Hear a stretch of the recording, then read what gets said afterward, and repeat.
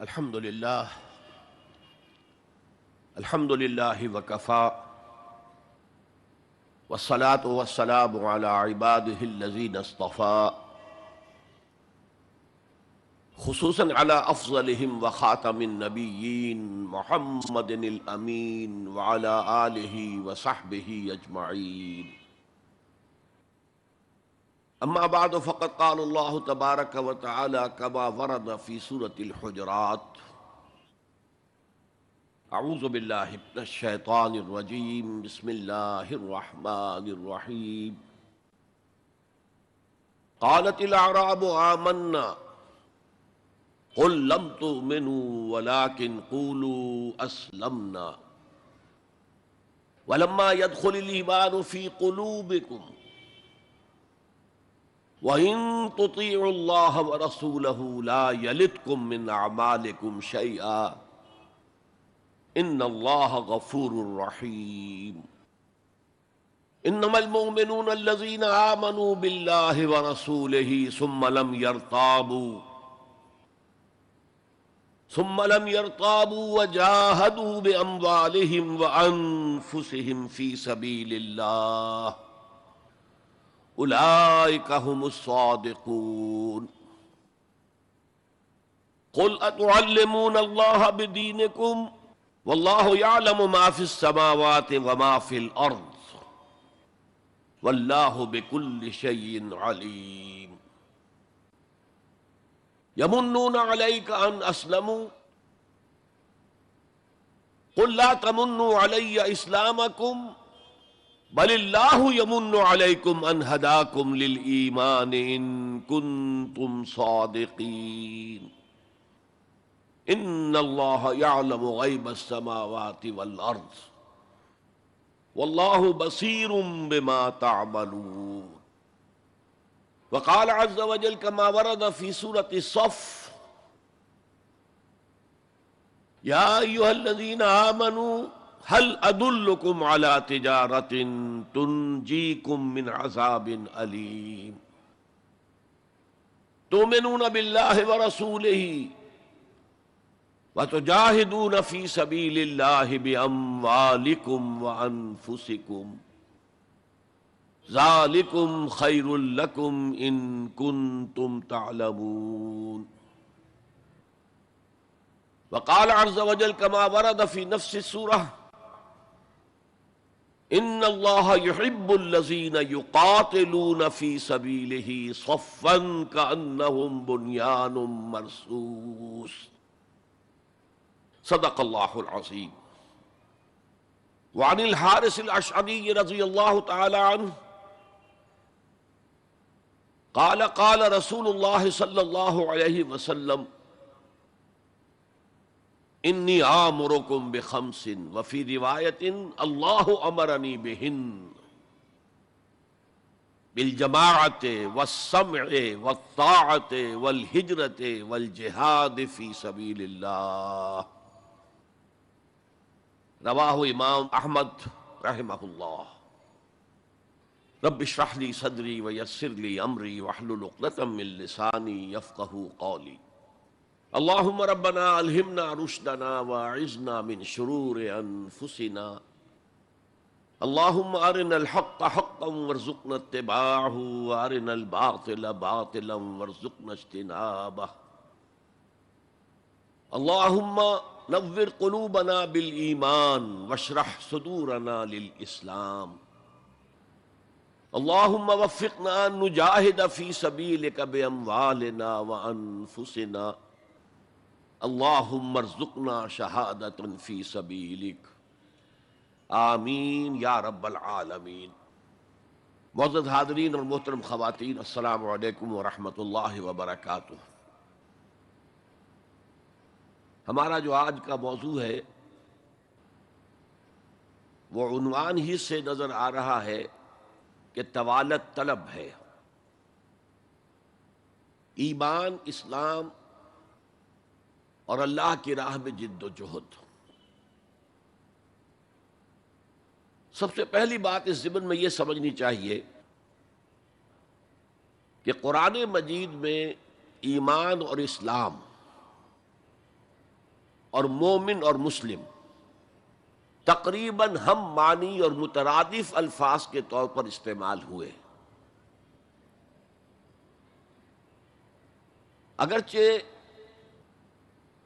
ایمان کا زیادہ تعلق انسان کے باطن سے ہے، اس کے ذہن سے ہے، قلب سے ہے، اور اسلام کا زیادہ تعلق اس کے عمل سے ہے، تاہم جس شخص کے دل میں ایمان ہے اور عمل میں اسلام ہے، اسے آپ مومن کہیں یا مسلم کہیں، کوئی فرق واقع نہیں ہوتا. Call the rose by any name, it will smell as sweet. لیکن یہ کہ اگر دو اصطلاحیں ہیں قرآن کی اور ہمارے دین کی، تو لازماً ان میں کوئی فرق ہے. اور یہ جو آج ہم جس کا مطالعہ کر رہے ہیں، یہ مقام قرآن حکیم کا اہم ترین مقام ہے اس خاص مضمون کے اعتبار سے. یہ وضاحت میں نے اس لیے کر دی کہ خاص مضمون کے اعتبار سے کہ قرآن کا کوئی ایک لفظ بھی غیر اہم نہیں ہے، لیکن مختلف موضوعات کے اعتبار سے مختلف مقامات کو سب سے بڑھ کر اہمیت کا حامل قرار دیا جا سکتا ہے. تو خاص اس موضوع پر، ایمان اور اسلام کے فرق پر، یہ مقام قرآن حکیم کا اہم ترین مقام ہے. قالت الاعراب آمنا، یہ بدو لوگ کہہ رہے ہیں ہم ایمان لے آئے. قل لم تؤمنوا، اے نبی ان سے کہہ دیجئے تم ایمان ہرگز نہیں لائے ہو. شاید بعض حضرات سوچے یہ ہرگز کا لفظ تم نے کہاں سے ایڈ کر دیا. تو عربی میں فعل ماضی کی نفی کا ایک طریقہ یہ ہے کہ ماضی ہی کے صیغے پر ما کا اضافہ کر دے. ما آمنتم، تم ایمان نہیں لائے ہو. لیکن فعل مضارع سے قبل لم لایا جائے تو یہ ماضی کی نفی ہے انتہائی تاکیدی. لم تؤمنوا، ما آمنتم نہیں کہا، لم تؤمنوا، تم ہرگز ایمان نہیں لائے ہو. وَلَكِنْ قُولُوا أَسْلَمْنَا، ہاں یوں کہو کہ ہم اسلام لے آئے ہیں، یا ہم نے اطاعت قبول کر لی ہے، ہم نے سرنڈر کر دیا ہے، اسلام کی، اسلامی ریاست کی بالادستی قبول کر لی ہے. وَلَكِنْ قُولُوا أَسْلَمْنَا، اور اب دیکھیے نہایت تاکیدی نفی پہلے ہو چکی ہے، لم تؤمنوا، پھر مزید تاکید وَلَمَّا يَدْخُلِ الْإِيمَانُ فِي قُلُوبِكُمْ، ابھی تک ایمان تمہارے دلوں میں ہرگز داخل نہیں ہوا. یہ پھر لما، لم کا اضافہ ہے. یہ مقام ہے جہاں ان دونوں چیزوں کو بالکل علیحدہ کر کے ایک دوسرے کے مقابل میں لے آئے ہیں. ثابت ہوا ایمان کچھ اور ہے، اسلام کچھ اور ہے. ذرا نوٹ کر لیجئے کہ قرآن مجید میں یا اسلام کی اصطلاحات میں تین جوڑے ایسے ہیں کہ جن میں عام اور خاص کی نسبت ہے. ایمان خاص ہے، اسلام عام ہے. یعنی ہر مومن تو لازماً مسلم ہے، ہر مسلم لازماً مومن نہیں ہے. یہی معاملہ نبی اور رسول کا ہے. نبی عام ہے، رسول خاص ہے. ہر رسول تو لازماً نبی ہے، لیکن ہر نبی لازماً رسول نہیں ہے. یہی معاملہ جہاد اور قتال کا ہے. قتال تو لازماً جہاد ہے، لیکن جہاد لازماً قتال نہیں ہے. ان اصطلاحات کے بارے میں بہت خوبصورت بات کہی ہے مفسرین نے. اذا التقیا خالفا، واذا خالفا اجتمعا. جب یہ اصطلاحات سامنے سامنے آتی ہے، ایک دوسرے کے آمنے سامنے، تو ان کے مفہوم میں اختلاف ہو جاتا ہے. لیکن علیحدہ علیحدہ آ رہی ہوں، یہاں پر اکیلی اصطلاح ایمان ہے، یہاں پر اکیلی اصطلاح اسلام ہے، تو ان کے معنی تقریباً ایک ہو جاتے ہیں۔ اور دوسرے یہ کہ یہ اصطلاحات جو ہیں جوڑے، یہ ایک دوسرے کی جگہ پر استعمال ہو جاتے ہیں۔ تو ایمان کی جگہ اسلام، اسلام کی جگہ ایمان، یہ استعمال کیے جا سکتے ہیں۔ اور جیسا کہ میں نے شروع میں کہا، یہ دونوں تقریباً قرآن کے عام اسلوب کے اعتبار سے مترادف رحمانی الفاظ ہیں، لیکن یہاں انہیں بالکل علیحدہ کر دیا گیا ہے۔ قالت الاعراب آمنا قل لم تؤمنوا ولكن قولوا اسلمنا ولما يدخل الايمان في قلوبكم۔ اب ذرا پس منظر سمجھیے کہ یہ کون لوگ تھے جن سے یہ کہا جا رہا ہے۔ دیکھیے، آپ کو معلوم ہے کہ ابتدا میں جب کہ حضور ابھی مکہ میں تشریف فرما تھے، تو جس شخص کے دل میں ایمان یقین کے درجے میں آ جاتا تھا، صرف وہی کہتا تھا اشہد ان لا الہ الا اللہ واشہد ان محمد رسول اللہ۔ گویا کہ ایمان پہلے آتا تھا، اسلام بعد میں آتا تھا، اس لیے کہ انہیں معلوم تھا کہ اسلام کے اعلان کا مطلب کیا ہوگا۔ گویا کہ اپنے معاشرے کو میں چیلنج کر رہا ہوں، اپنے خاندان سے ہی نہیں، اہل و عیال سے بھی کٹ جانے کے لیے تیار ہوں۔ جو شخص اس حد تک یقین کا حامل ہو جاتا تھا، وہ پھر اسلام کا اعلان کرتا تھا۔ لیکن رفتہ رفتہ صورت بدلی، خاص طور پر ہجرت کے فوراً بعد۔ آپ کو معلوم ہے کہ وہاں اللہ تعالیٰ نے ایسے حالات اور اسباب پیدا کر دیے کہ جو دو قبیلے وہاں پر اصل عرب قبیلے آباد تھے، اوس اور خزرج، ان دونوں کے تمام اکابر ایمان لے آئے۔ اور قبائلی زندگی کا معاملہ آپ کو معلوم ہے کہ اگر سرداروں نے ایمان قبول کر لیا تو پھر دونوں قبیلوں نے ایمان قبول کر لیا۔ لیکن یہاں کیفیت اب وہ نہیں تھی۔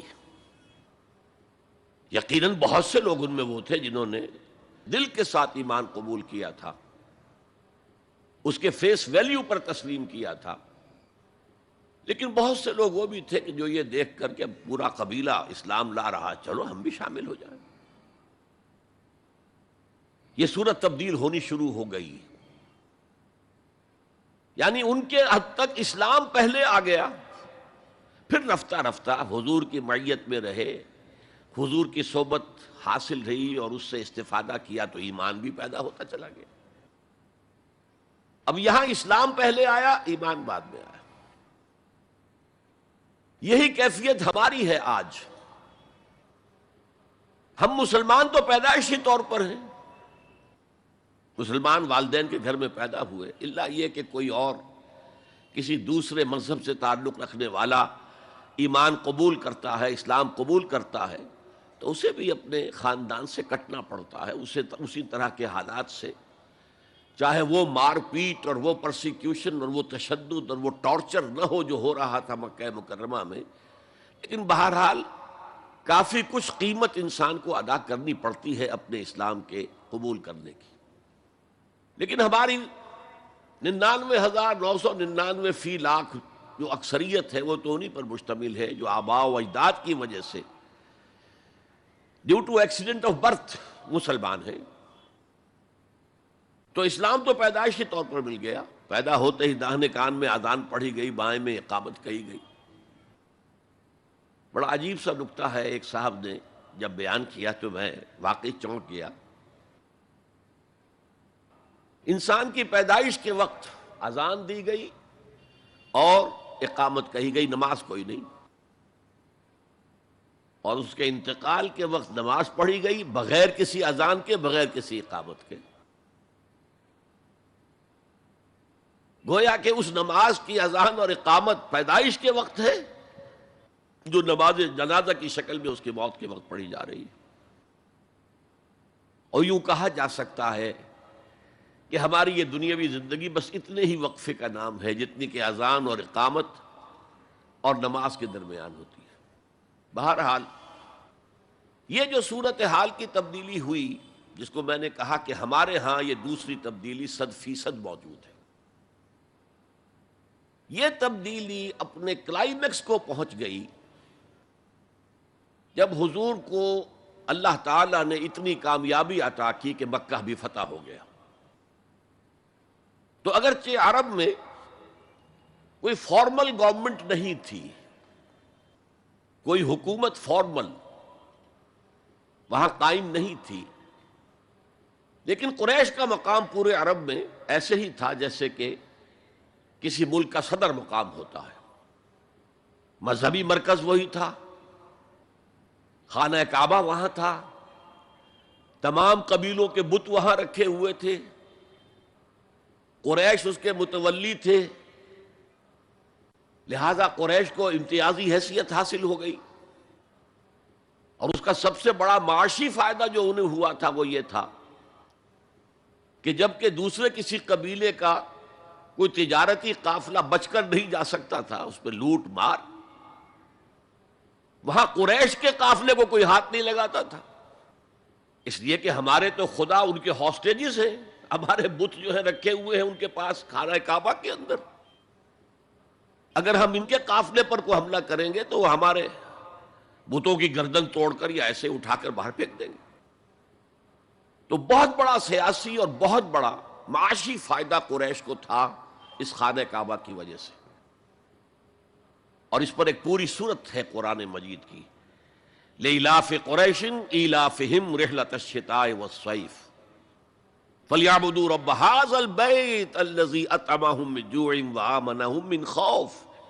اس گھر کی وجہ سے ان کو معاشی فوائد حاصل ہے اور امن حاصل ہے۔ بہرحال جب مکہ فتح ہو گیا حضور کے دست مبارک پر صلی اللہ علیہ وسلم، تو اب پورے عرب کے اطراف و اکناف میں یہ بات طے ہو گئی کہ اب جدید اصطلاح میں ہم کہیں گے it's no use continuing resistance, اب ہم کیا مخالفت کریں اور کیا اب آپ کا راستہ روکنے کی کوشش کریں، بات ختم ہو گئی جب مکے پر اب حضور کا قبضہ ہے صلی اللہ علیہ وسلم۔ تو اب قبیلوں نے اپنے وفد بھیجنے شروع کیے، فلاں وفد آ رہا ہے ایمان کا اعلان کر رہا ہے، پورا قبیلہ ایمان لے آیا ہے، فلاں قبیلے کا وفد آ رہا ہے ایمان کا اظہار کر رہے ہیں، مسلمان ہو گئے ہیں، پورا عرب مسلمان ہو گئے۔ اب یہ لوگ جو ایمان لا رہے تھے، اور ایمان لانے کا مطلب کیا ہے؟ صرف یہ کہہ دینا اشہد ان لا الہ الا اللہ واشہد ان محمد رسول اللہ صلی اللہ علیہ وسلم، ان کی اندرونی کیفیات تین میں سے کوئی سی ایک ہو سکتی تھی، یا تو واقعی ان میں سے بھی کچھ لوگ ایسے تھے جو واقعتاً صدق دل سے ایمان لائے، ایسا بھی ہو سکتا ہے کہ وہ پہلے ہی سے ایمان لا چکے ہوں لیکن اپنے قبیلے کی عصبیت کی وجہ سے، اور یہ کہ پھر قبیلے کو چھوڑ کر کہیں جانا پڑے گا، وہ اظہار نہ کر رہے ہوں، اب اس کے اظہار کے اندر کوئی معنی نہیں رہا، کوئی رکاوٹ نہیں رہی، کوئی رسک نہیں رہا، یہ بھی ہو سکتا ہے۔ تو ایک ممکن کیفیت تو یہ تھی کہ وہ ایمان لائے ہوں حقیقتاً صدق قلب سے، اور ایک ممکن صورت یہ تھی، اور یہ ہر انقلابی عمل میں ہوتا ہے، کہ مخالف انقلاب قوتیں جب یہ سمجھتی ہیں کہ اب ہمارا بس نہیں چلے گا، اب ہم انقلاب کا راستہ نہیں روک سکتے، تو بظاہر سرنڈر کر دیتے ہیں، لیکن دلوں میں ایک ارادہ ہوتا ہے دیکھیں گے کوئی موقع ملا، وہ حالات بدلے تو پھر ان سے نبٹ لیں گے۔ اگر کسی نے اس نیت سے اسلام کا اظہار کیا تو وہ گویا کہ منافق تھا، لیکن بہت سے لوگوں کی کیفیت ہو سکتی ہے نظری اعتبار سے کہ نہ مثبت طور پر ایمان ہے نہ منفی طور پر نفاق ہے، کوئی دھوکہ دینے کا ارادہ بھی نہیں ہے، کوئی صرف ٹائم گین کرنے کے لیے اسلام کا اظہار نہیں کیا ہے، تو گویا کہ یہ پازیٹو ویلیو ایمان کی +1 +2 +3 +4 ایمان کے درجے ہیں، ایک عام آدمی کا ایمان ہے، ایک ابو بکر صدیق کا ایمان ہے، زمین و آسمان کا فرق ہے، خود صحابہ میں یہ درجہ بندی تھی، اور ہم تو اپنے ایمان سے کیا نسبت اور کیا تناسب قائم کریں گے صحابہ کے ایمان کے ساتھ، بالخصوص ابو بکر صدیق جیسے صدیق اکبر کے ایمان کے ساتھ رضی اللہ تعالی عنہ۔ اسی طرح -1 -2 -3 -4 یہ منافقت کے درجے ہیں. کس درجے کا نفاق ہے، کس درجے میں ڈٹرمینیشن ہے کہ we have only to buy time, اب اس کے سوا چارہ نہیں ہے، اب ہم ریزسٹ نہیں کر سکتے. It's no use continuing resistance. سر جھکا لو and wait for some occasion, opportunity, کہ پھر کھڑے ہو اور اس انقلاب کو انڈو کر دیں، ختم کر دیں. کاؤنٹر ریولوشنری موومنٹ جیسے کہ بالفعل ہوئی. جھوٹے نبی کھڑے ہو گئے، اور ایک مرحلہ تو ایسا آیا کہ معلوم ہوتا تھا کہ پورا عرب مرتد ہو گیا. جیسے وہ شکل تھی اذا جاء نصر اللہ والفتح ورأیت الناس يدخلون فی دین اللہ افواجا، اس کے بالکل برعکس پوزیشن ہو گئی یخرجون من دین اللہ افواجا. اسلام جو ہے وہ صرف چند شہر جو ہیں حجاز کے ان تک محدود رہ گیا. ابن تیمیہ رحمۃ اللہ علیہ نے ایک عنوان قائم کیا ہے، اثبات الاسلام بغیر الایمان. اسلام کا اثبات، تسلیم کر لینا اسلام کو بغیر ایمان کے. اس آیت کے حوالے سے قالت الاعراب آمنا قل لم تؤمنوا ولكن قولوا اسلمنا ولما يدخل الايمان في قلوبكم. اب اگلا ٹکڑا اس آیت کا یہ ثابت کر رہا ہے کہ وہ منافق نہیں تھے. وَإِن تُطِيعُوا اللَّهَ وَرَسُولَهُ لَا يَلِدْكُم مِّنْ أَعْمَالِكُمْ شَيْئًا. اگر تم اللہ اور اس کے رسول کی اطاعت کرتے رہو، اس لیے کہ اسلام کے معنی یہ تو ہے، یہ تو لازماً کرنا ہوگا. وہ دور جو ہے آج کی طرح تو نہیں تھا کہ نماز نہ پڑھو تب بھی مسلمان، پڑھو تب بھی مسلمان، کروڑ پتی ہونے کے باوجود حج نہ کرو تب بھی مسلمان. تو یہ بات تو نہیں تھی اس وقت. تو یہ کہ اطاعت تو کرنی پڑتی تھی، اس لیے کہ اطاعت تو ظاہر ہو جاتی، کوئی کر رہا ہے کون نہیں کر رہا ہے. ایک چھوٹی سی بستی مدینے کی، ان میں کون نماز پڑھ رہا ہے کون نہیں پڑھ رہا صاف واضح ہوتا تھا. لہذا منافقین کو بھی آ کر نماز پڑھنی پڑتی تھی، بلکہ جو رئیس المنافقین تھا وہ ہمیشہ پہلی صف میں ہوتا تھا. اور جب حضور صلی اللہ علیہ وسلم خطبہ دینے کے لیے کھڑے ہوتے تھے تو پہلے وہ کھڑا ہوتا تھا اور کہتا لوگوں دیکھو ان کی بات توجہ سے سنو، یہ اللہ کے رسول ہیں.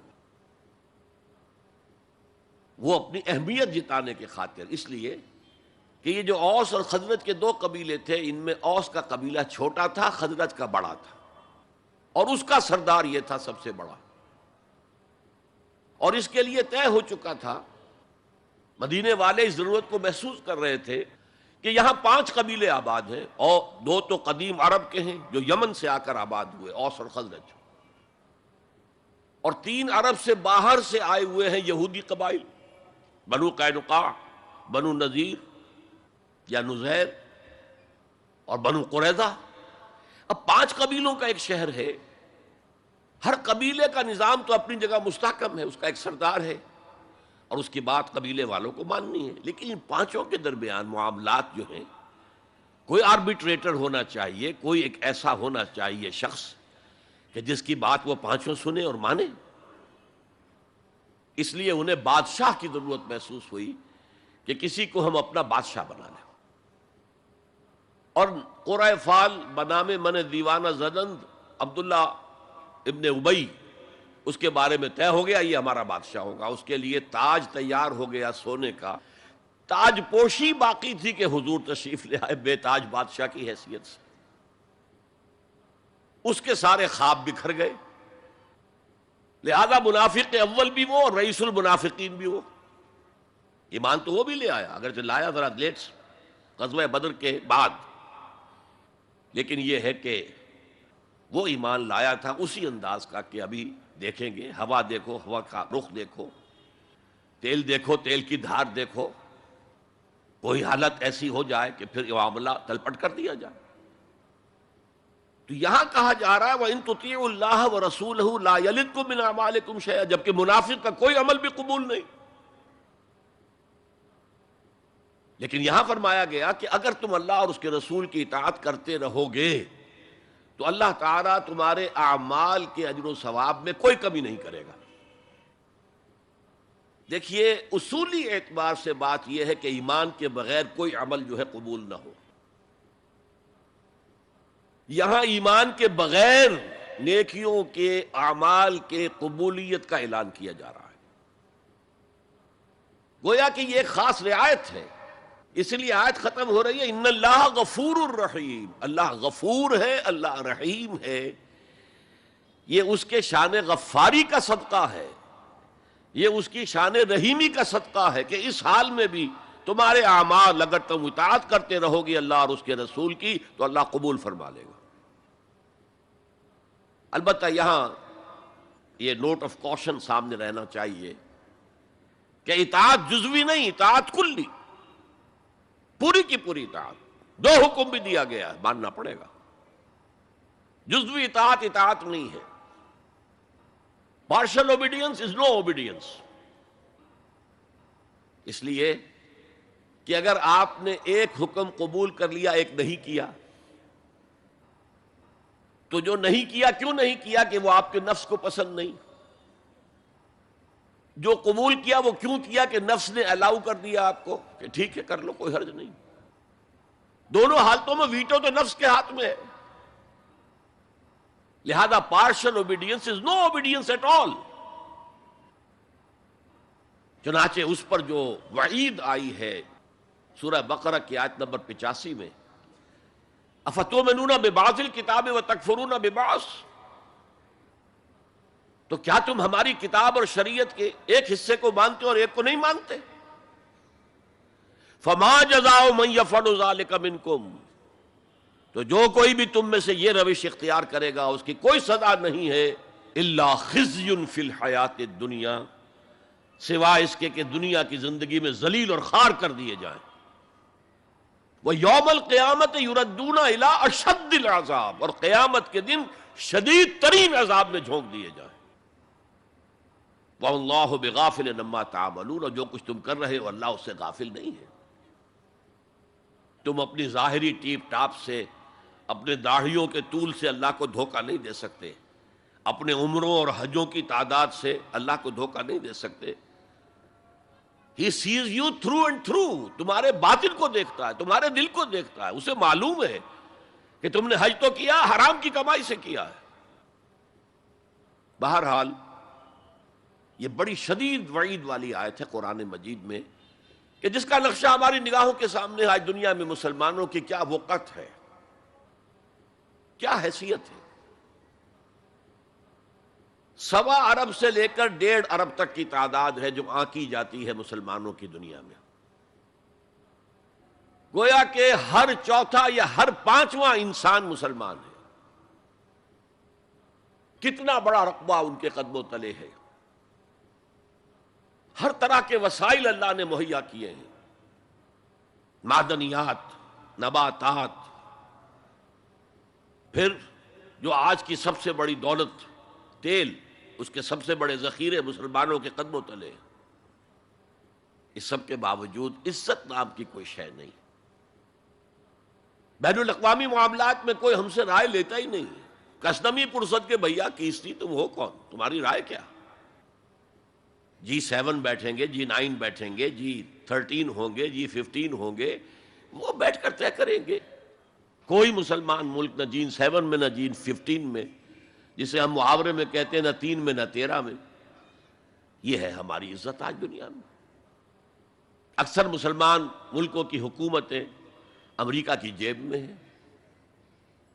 یہ ہے ہماری حیثیت۔ تو ذلت جو ہے وہ تو آج ہم پر ہے مسلط۔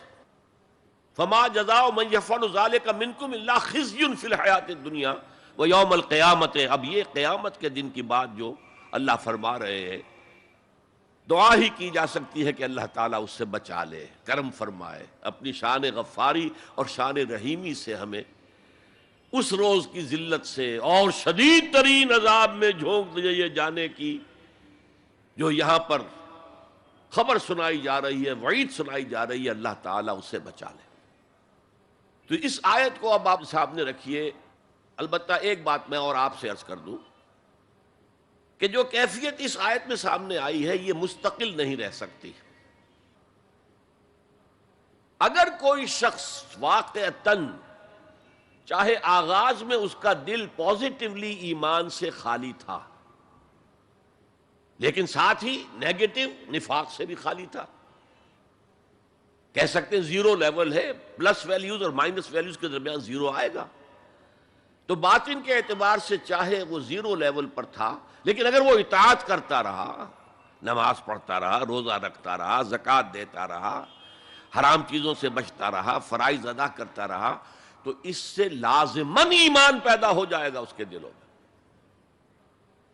اس لیے کہ یہ دو طرفہ پروسیس ہے، بائی لیٹرل. ایمان سے عمل پیدا ہوتا، عمل سے ایمان پیدا ہوتا. عمل انسان جب کرتا ہے، اللہ کی راہ میں قربانیاں دیتا ہے، زادتہم ایمانا، ان کے ایمان میں اضافہ ہو گیا. اچھا، اب یہ ہے پس منظر ایمان اور اسلام کا فرق. اب اس کے حوالے سے یہ بھی، اس سے پہلے اگرچہ میں اشارے کر چکا ہوں، اسلام کی جو تعریف کی گئی ہے، متفق علیہ روایت ہے حضرت عبداللہ ابن عمر سے رضی اللہ تعالی عنہما، بنی الاسلام علی خمس، اسلام کی عمارت 5 چیزوں پر قائم ہے. شہادت اللہ الہ الا اللہ وان محمد رسول اللہ، وإقام الصلاۃ وإیتاء الزکوٰۃ وصوم رمضان وحج البیت من استطاع الیہ سبیلا. کلمہ شہادت ہے کہ میں گواہی دیتا ہوں اللہ کے سوا کوئی معبود نہیں، اور میں گواہی دیتا ہوں کہ محمد صلی اللہ علیہ وسلم اللہ کے رسول ہیں. پھر 4 عبادات ہیں، نماز ہے، روزہ ہے، زکوٰۃ ہے، حج ہے. تو اسلام جو ہے دنیا میں قائم ہے ان 5 بنیادوں پر. اب ان میں خاص طور پر دیکھیے لفظ ایمان کہیں نہیں آیا. گویا کہ اسلام کی بنیاد اقرار باللسان پر ہے، اور دنیا میں کسی شخص کے مسلمان سمجھے جانے کا دار و مدار صرف اسی پر ہوگا. اگرچہ بعض فقہا نے کہا ہے کہ تصدیق بالقلب بھی ہونی چاہیے ساتھ، ٹھیک ہے، لیکن ہم ویریفائی تو نہیں کر سکتے نا. دنیا میں تو معاملہ قانون کا ہے، اور قانون تو ویریفائیبل فیکٹس کے اوپر فیصلہ کرے گا. ہم نہ کسی کے ایمان کو ویریفائی کر کے سند دے سکتے ہیں کہ ایمان ہے، نہ کسی کے ایمان کی نفی کر سکتے ہیں. تو دنیا میں معاملہ سارا اسلام پر ہے. ایک مسلمان اسلامی ریاست کا مکمل شہری ہے، ایک مسلمان معاشرے کا مکمل ایک رکن ہے. اسلام ہی پر سارا نظام ہے اس دنیا میں، لیکن آخرت میں سارا دار و مدار ایمان پر ہے. اس لیے کہ اللہ تو معذور نہیں ہے کہ دلوں کے حال کو نہ جانتا ہو. ان اللہ لا ينظر الى صورکم ولا الى اموالکم ولکن ينظر الى قلوبکم واعمالکم. اللہ تعالیٰ نہ تمہاری صورتوں کو دیکھتا ہے، نہ تمہارے مالوں کو دیکھتا ہے، بلکہ وہ تو دیکھتا ہے تمہارے دلوں کو اور تمہارے اعمال کو. امام بخاری رحمۃ اللہ علیہ کا موقف کہ ایمان میں عمل بھی شامل ہے انٹیگرل پارٹ کی حیثیت سے، یہ حقیقی ایمان کے اعتبار سے 100% درست ہے. تو دل میں یقین ہوگا تو کیسے عمل اس کے خلاف ہو جائے گا. لیکن لیگل اور کانسٹیٹیوشنل لیول پر، جسے ہم اسلام کہیں گے، عمل علیحدہ ہے، ایمان علیحدہ ہے. اور ایمان حقیقی گھٹتا بھی ہے، بڑھتا بھی ہے. زادتہم ایمانا وما زادہم الا ایمانا وتسلیما، سورہ احزاب میں فرمایا کہ وہ جو 12,000 کا لشکر آ گیا تھا اور ایک شدید صورت پیدا ہو گئی تھی، اور محسوس ہوتا تھا perhaps this is the end، جیسے کہ ایک چراغ جل رہا ہے میدان میں رکھا ہوا اور جھکڑ چل رہا ہے بجھانے کے لیے. تو منافقین کا نفاق ان کی زبانوں پر آ گیا. ما وعدنا اللہ ورسولہ الا غرورا، ہم سے اللہ اور اس کے رسول نے جو وعدے کیے تھے وہ سب جھوٹے ثابت ہوئے. ہم سے کہا گیا تھا کیسر و کسریٰ کے خزانے تمہارے قدموں میں ہوں گے، اور آج کیا ہے، ہم رفع حاجت کے لیے باہر نہیں جا سکتے. تو منافقین کے اندر کا روگ جو تھا وہ ان کی زبانوں پر آ گیا. اور اہل ایمان کا معاملہ کیا ہوا؟ انہوں نے جب دیکھا لما راوا الاحزاب قالوا ھذا ما وعدنا اللہ ورسولہ، انہوں نے کہا یہی تو ہے جس کا ہم سے اللہ اور اس کے رسول نے وعدہ کیا تھا. یہ آیت تو سورہ بقرہ میں نازل ہو چکی تھی. وَلَنَبْلُوَنَّكُمْ بِشَيْءٍ مِّنَ الْخَوْفِ وَالْجُوعِ وَنَقْصٍ مِّنَ الْأَمْوَالِ وَالْأَنفُسِ وَالثَّمَرَاتِ وَبَشِّرِ الصَّابِرِينَ۔ ہم لازماً آزمائیں گے تمہیں، لازماً آزمائیں گے، خوف سے، بھوک سے، فقر و فاقے سے، جان اور مال اور ثمرات کے ضیاع سے اور زیاں سے۔ فصل تیار کھڑی ہے اور عین وقت آ گیا ہے جنگ کا، اور وقت پر فصل کھجور کی اتاری نہ گئی تو تباہ ہو جائے گی، لیکن نہیں، نکلنا ہے۔ یہی معاملہ تھا جو کہ تبوک کے موقع پر ہوا ہے۔ قحط کی کیفیت تھی اور اب فصل تیار تھی، اب ساری امیدیں اس فصل پر تھی، کھجور کی، لیکن ظاہر ہے کہ کھجور کی فصل اتارنا کوئی عام خواتین کا کام تو نہیں ہے، لیکن مردوں سے کہا جا رہا نکلو اللہ کی راہ میں، سب کے سب۔ پہلی مرتبہ نفیر عام تھی، ہر صاحب ایمان نکلے، تو ایک بہت بڑی آزمائش۔ تو جو راسخ الایمان تھے، صادق الایمان تھے، ان کا رد عمل سچویشن ایک ہی ہے۔ منافقین کہہ رہے ہیں ما وعدنا اللہ ورسولہ الا غرورا، ہمیں تو اللہ اور اس کے رسول نے سبز باغ دکھا کر مروا دیا، اور اہل ایمان کہہ رہے ہیں ھذا ما وعدنا اللہ ورسولہ وصدق اللہ ورسولہ وما زادہم الا ایمانا وتسلیما، اور ان میں نہیں کوئی شے بڑی مگر ایمان اور تسلیم کے۔ جبکہ وہ جو ایک کانسٹیٹیوشنل ایمان ہے وہ ایک جامد شے ہے، it's a legal status that you get as a Muslim. تو یہ اسٹیٹس نہ گھٹتا ہے نہ بڑھتا ہے۔ یہ نہیں ہو سکتا کہ ایک باپ کے اگر دو بیٹے ہیں اور ایک متقی ہے، زاہد ہے، عابد ہے، تہجد گزار ہے، دوسرا فاسق و فاجر ہے، تو وراثت میں اس تہجد گزار کو زیادہ حصہ ملے اور دوسرے کو جو ہے وہ کم ملے؟ نہیں، ایکول۔ المسلم کفر لکل مسلم، تمام مسلمان آپس میں جہاں تک ان کے لیگل اور پولیٹیکل حقوق کا تعلق ہے برابر۔ تو یہ فرق ہے ایمان اور اسلام میں۔ البتہ یہ میں آپ کو بتا چکا ہوں کہ یہ بھی ہو سکتا ہے کہ اسلام پہلے آئے، ایمان بعد میں آئے۔ ہم میں سے جب بھی اللہ تعالیٰ کسی کو نصیب فرما دے حقیقی ایمان، یقین والا ایمان، جیسے میں نے دعا کی اللہم نور قلوبنا بالایمان، اے اللہ ہمارے دلوں کو منور کر دے، روشن کر دے ایمان کے ساتھ، نور ایمان سے جگمگا اٹھے ہمارا دل، واشرح صدورنا للاسلام، اور ہمارے سینوں کو کھول دے اسلام کے لیے، اسلام کی ہر شے ہمیں حسین نظر آئے۔ حضور صلی اللہ علیہ وسلم کی حیات طیبہ کے آخری ایام میں یہ واقعہ پیش آیا کہ حضور مسجد نبوی میں تشریف فرما ہے، مجمع موجود ہے، اچانک ایک شخص ظاہر ہوتا، شدید و بیاض ثیاب، شدید و سواد شعر، اس کا لباس انتہائی سفید صاف، کوئی اس پر دھبا نہیں، داغ نہیں، میل نہیں، بال انتہائی سیاہ چمکدار، گرد آلود نہیں، ولا یعرفہ احد منا، اور ہم میں سے اسے کوئی پہچانتا بھی نہیں تھا۔ کسی بھی ریت سے، خاک سے بالکل آلودہ ہوئے بغیر بال ہیں، تو شاید یہ مدینے کا رہنے والا ہو، تو مدینے والوں میں سے کوئی تو ہوتا کہ جو اس کو جانتا پہچانتا، کوئی نہ کوئی تو گریٹ کرتا اس کو مجمع میں، آؤ آؤ ادھر آ جاؤ، میرے پاس آ جاؤ، کوئی نہیں۔ اور اگر براہ راست باہر سفر سے آ رہا ہے تو کچھ گرد آلود بال ہوتے، کچھ کپڑے میلے کچیلے ہوتے، تو لوگ حیران تھے۔ اور مزید یہ کہ اس نے سیدھا تیر کی طرح مجمع کو چیرتا ہوا حضور کے عین سامنے جا کر بیٹھ گیا۔ اب لوگ حیران ہیں، یہ ہے کون؟ اس کی یہ جرت، یہ جسارت، اور اس طرح دو زانو بیٹھا کہ حضور کے گھٹنوں کے ساتھ اپنے گھٹنے جوڑ دیے اور حضور کی رانوں پر اپنے دونوں ہاتھ رکھ دیے۔ اب سوال کیا، یا محمد اخبرنی عن الاسلام، اے محمد مجھے بتاؤ اسلام کیا ہے؟ حضور نے فرمایا وہی جو میں ابھی آپ کو حدیث سنا چکا ہوں، الاسلام ان تشہد اللہ الہ الا اللہ وان انا رسول اللہ وان تقیم الصلاۃ وتؤتی الزکاۃ وتصوم رمضان وتحج البیت ان استطعت الیہ سبیلا۔ پھر کہا اخبرنی عن الایمان۔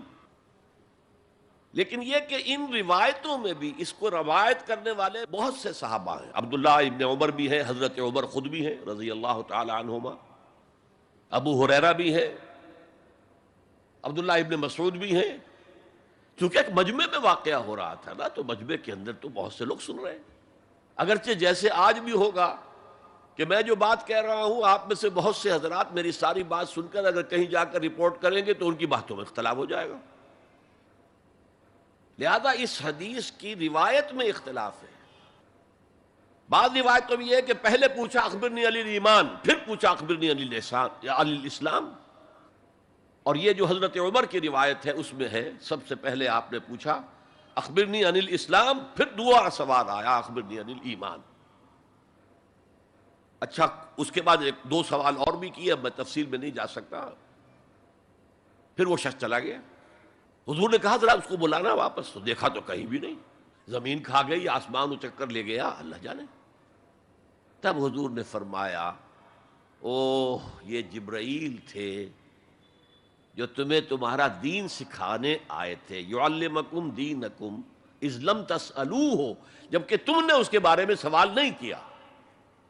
اور یہ پہلی بار ہے کہ میں جبرائیل کو پہچان نہیں سکا. انسانی شکل میں وہ آئے اور میں پہچان نہیں پایا، ورنہ اکثر حضرت دہیہ کلبی کی شکل میں آتے تھے انسانی صورت میں. جب بھی حضرت جبرائیل آتے تھے، حضرت دہیہ کلبی جو ہے وہ بہت ہی حسین جوان رانا، ان کی شکل میں آتے تھے. بہرحال یہ اتنا اہم مسئلہ ہے کہ اس کو کلیئر کرنے کے لیے کہ دودھ کا دودھ پانی کا پانی علیحدہ ہو جائے. ایمان کیا ہے، اسلام کیا ہے. دنیا کا نظام اسلام پر ہے، ایمان پر نہیں ہے. آخرت کا معاملہ ایمان پر ہے، اسلام پر نہیں ہے. کوئی شخص مسلمانوں کا بہت بڑا قائد ہو، بہت بڑا لیڈر ہو، لیکن ہو سکتا ہے آخرت میں زیرو ہو. میں حدیث سنا چکا ہوں آپ کو. ایک شخص دنیا میں شہید سمجھا جا رہا تھا، ایک شخص دنیا میں بہت بڑا عالم سمجھا جا رہا تھا، ایک شخص دنیا میں بہت بڑا سخی سمجھا جا رہا تھا، اور اللہ نے سب کے دعوے جو ہیں ان کی نفی کر دی. تم نے جنگ کی تھی اس لیے لیقال جریء کہا جائے، بہت ہی جری آدمی ہے صاحب، بہت بہادر آدمی، کیا کہنے اس کے. لیقال سخی، بھائی بڑا سخی آدمی ہے، سخاوت کے دریا بہا دیے اس نے. بھائی بہت بڑا عالم ہے، اس سے علم کا کتنا جو ہے لوگوں کو فیض پہنچا ہے. وقد قیل، یہ تمہارا مقصود تھا، وہ مقصود دنیا میں حاصل ہو چکا، تمہاری شہرت کے ڈنکے بج چکے، اب یہاں تمہارے لیے کچھ نہیں. اور پھر اللہ حکم دے گا اور فرشتے منہ کے بل گھسیٹتے ہوئے اسے جہنم میں جھونک دیں گے. تو وہ اسلام وہاں کام نہیں آئے گا. بلکہ اسلام کیا، اسلام پر اتنی اضافی خوبیاں بھی کام نہیں آئیں گی اگر دل میں ایمان نہیں اور اس کے نتیجے میں نیت درست نہیں. حقیقت البر پر ہم گفتگو کر چکے ہیں، نیکی کی اصل حقیقت کیا ہے. اسی موضوع پر اصل میں امام ابو حنیفہ جو فقیہ ہے، ان کی کوئی کتاب اور تصنیف فقہ پر نہیں ہے. وہ سارے ان کے شاگردوں کے فتاوی ہیں جو بعد میں مرتب ہوئے. ہاں ان کی ایک تصنیف ہے الفقہ الاکبر، بڑی فقہ جو میجر ایشوز ہیں. مسلمان کون ہے، اور مسلمان گناہ کبیرہ کرے تو کافر ہو جاتا یا نہیں ہو جاتا. بعض احادیث سے ثابت ہوتا کہ وہ تو کافر ہو گیا، ایمان سے محروم ہو گیا. میں وہ حدیث سنا چکا ہوں آپ کو، واللہ لا یؤمن واللہ لا یؤمن واللہ لا یؤمن. خدا کی قسم وہ شخص مومن نہیں، خدا کی قسم وہ شخص مومن نہیں، خدا کی قسم وہ شخص مومن نہیں. صحابہ لرز گئے، کانپ گئے. قیل من یا رسول اللہ، حضور کس کے بارے میں ارشاد فرما رہے ہیں؟ فرمایا الذی لا یامن جارہ بوائقہ، وہ شخص کہ جس کی ایذا رسانی کی وجہ سے اس کا پڑوسی چین میں نہیں ہے، امن میں نہیں، سکون میں نہیں. تو بظاہر تو نتیجہ نکلا کہ ایمان کی اتنی نفی ہو رہی تو کافر ہے. اور یہی سب سے بڑی غلطی جو سب سے پہلا فرقہ پیدا ہوا اسلام میں، وہ تو اسی بنیاد پر ہوا تھا. خوارج کا موقف یہی تھا، گناہ کبیرہ کا مرتکب کافر ہے، اور کافر ہے تو گویا کہ مرتد ہے، اور مرتد ہے تو واجب القتل ہے.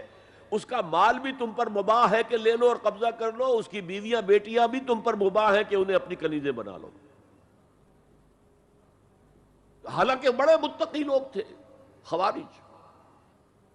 حضرت علی کو بہرحال ان سے جنگ کرنی پڑی.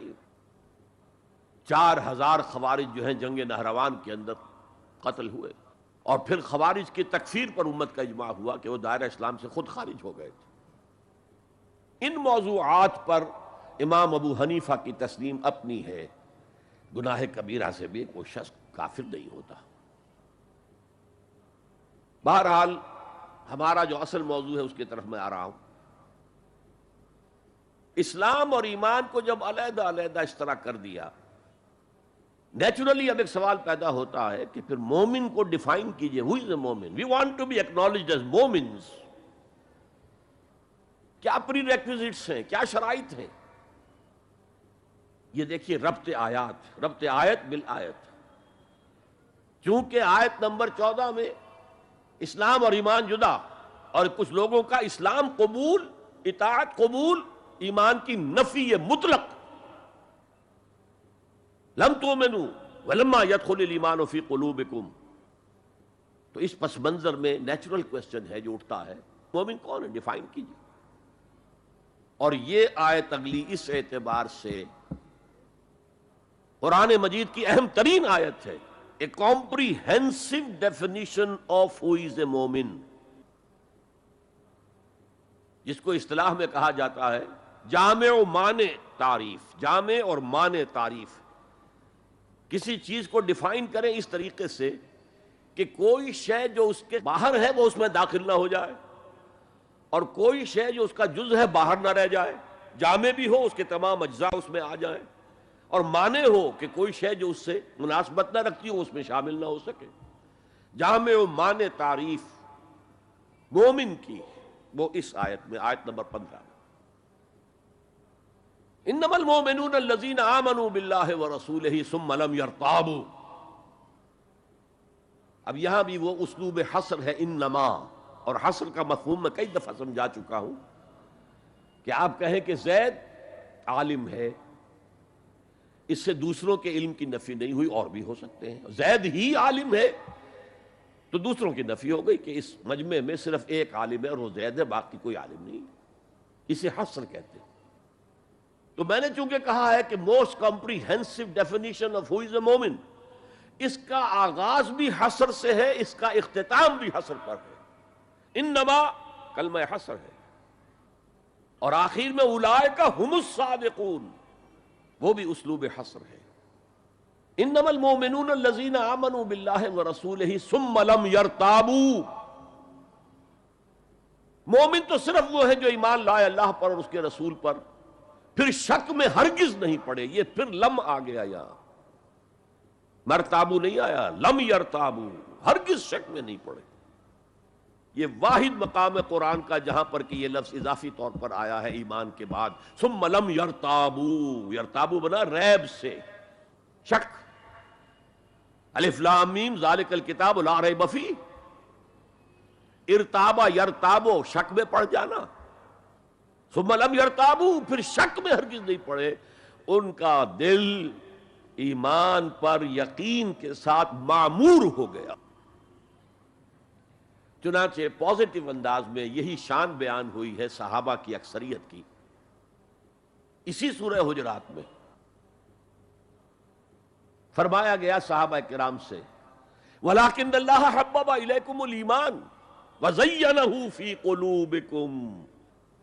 اللہ نے تو تمہارے نزدیک ایمان کو محبوب بنا دیا ہے اور تمہارے دلوں میں کھبا دیا ہے، مزین کر دیا تمہارے دلوں کو ایمان سے، منور کر دیا تمہارے دلوں کو ایمان سے. تو یہاں فرمایا انما المؤمنون الذین آمنوا باللہ ورسولہ ثم لم یرتابوا، اضافی شرط. وجاہدوا باموالہم وانفسہم فی سبیل اللہ، اور جہاد کیا انہوں نے اپنے مالوں کے ساتھ اور جانوں کے ساتھ اللہ کی راہ میں. یہ دوسری شرط لازم. تو یا جہاد کے بغیر کوئی ایمان نہیں. یہ جامع و مانع تعریف ہے. اولئک ھم الصادقون، صرف یہ لوگ سچے ہیں. یہ اگر دعویٰ کریں آمنا تو ٹھیک ہے، ان کا دعویٰ صحیح ہے، درست ہے، لیکن یہ دو پری ریکوزٹس پورے کرنے ہوں گے. اب اس کو میں سمجھانے کے لیے کہا کرتا ہوں کہ دیکھیے یہ 5 ارکان تو اسلام کے ہو گئے، کلمہ شہادت، نماز، روزہ، حج، زکوٰۃ. اس میں جب حقیقی ایمان دلوں میں اتر جائے گا تو ایک تو رکن یہاں اضافی ہو جائے گا، یقین قلب. صرف گواہی نہیں، صرف وربل اٹیسٹیشن نہیں، یقین قلب بھی. اور دوسرا عمل میں آ جائے گا جہاد فی سبیل اللہ. وہ پانچوں ارکان قائم رہیں گے. اسلام عام ہے، ایمان خاص ہے، تو اسلام کے 5 ارکان تو ہیں موجود، وہ تو شامل رہیں گے. اگرچہ ظاہر بات ہے جب دل میں یقین پیدا ہو جائے گا تو اب نماز کی شان کچھ اور ہوگی.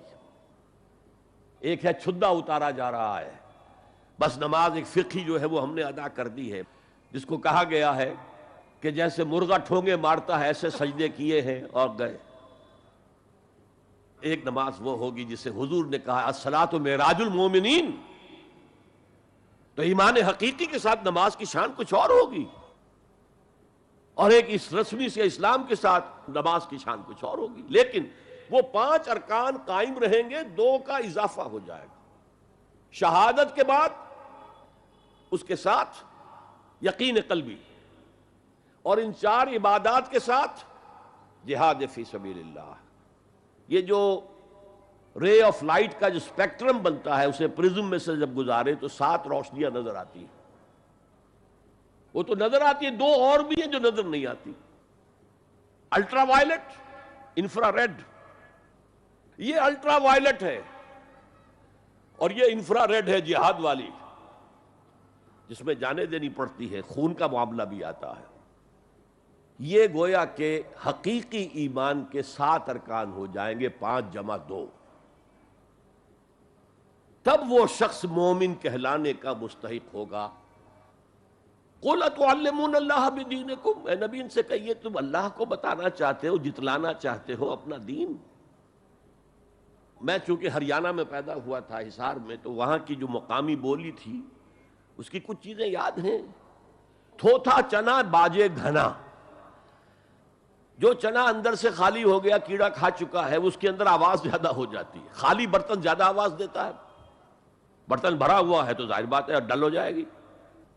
تو وہاں تھوتھا چنا، کھوکھلا چنا، باجے گھنا، اس کی آواز جو ہے زیادہ آتی ہے.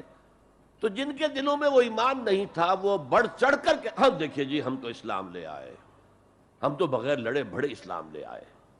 حضور ہمارے ساتھ تو خصوصی معاملہ ہونا چاہیے، ہمیں زکوٰۃ میں سے خصوصی حصہ ملنا چاہیے. یہ جو وہ جتلاتے تھے اپنے دین کو، تو فرمایا قُلْ أَتُعَلِّمُونَ اللَّهَ بِدِينِكُمْ، کیا اللہ کو اپنا دین جتلا رہے ہو. وَاللَّهُ يَعْلَمُ مَا فِي السَّمَاوَاتِ وَمَا فِي الْأَرْضِ، اللہ کو تو معلوم ہے جو کچھ آسمانوں میں ہے اور جو کچھ زمین میں ہے. وَاللَّهُ بِكُلِّ شَيْءٍ عَلِيمٌ، اللہ تو ہر چیز کا جاننے والا ہے. اگر حقیقی ایمان تمہارے دلوں میں تو اللہ کو معلوم ہے، اور جیسا ایمان تم لائے ہو اللہ جانتا ہے اس کو. آیا واقعی صدق دل کے ساتھ ہے، یا نفاق کے اور دھوکے کے ساتھ ہے، یا یہ کہ خالی اسلام ہے، زیرو لیول ہے. یمنون علیک ان اسلموا، اے نبی یہ آپ پر احسان دھر رہے ہیں کہ ہم اسلام لے آئے. دیکھیے جی ہم نے تو اطاعت قبول کر لی، آپ نے قریش سے تو اتنی جنگیں کی ہیں، فلاں سے تو اتنی جنگیں کی ہیں، آپ کے ساتھ ہی اتنے شہید بھی ہوئے، ہم نے تو جنگ نہیں کی، ہم ایسے ہی مان لے آئے ہیں. تو گویا کہ احسان ہے ہمارا. یمنون علیک، مننا یمنو احسان دھرنا. یمنون علیک ان اسلموا قل لا تمنوا علی اسلامکم، کہہ دیجئے مجھ پر اپنے اسلام کا احسان مت دھرو. بل اللہ یمن علیکم ان ہداکم للایمان، بلکہ اللہ تم پر احسان دھرتا ہے کہ تمہیں اسلام کا راستہ دکھا دیا ہے. تم اسلام میں آ گئے ہو تو ایمان کا راستہ تمہیں دکھا دیا ہے، اب عمل کرتے رہو گے تو ایمان پیدا ہو جائے گا. یہ جو میں نے عرض کیا تھا کہ یہ کیفیت اثبات الاسلام بغیر الایمان یہ مستقل نہیں ہے، یہ عارضی ہے. جب عمل کریں گے تو ایمان پیدا ہو جائے گا. تو بل اللہ یمن علیکم ان ہداکم للایمان ان کنتم صادقین، بلکہ اللہ کا احسان مانو کہ اس نے تمہیں اسلام کے راستے پر لا کر گویا کہ اس سڑک پر ڈال دیا ہے جو ایمان کی طرف لے جا رہی ہے. اگر تم اسلام کے بارے میں بھی سچے ہو، یعنی وہ لوگ نکل جائیں گے جو دھوکہ دینے کے لیے ایمان لا رہے تھے.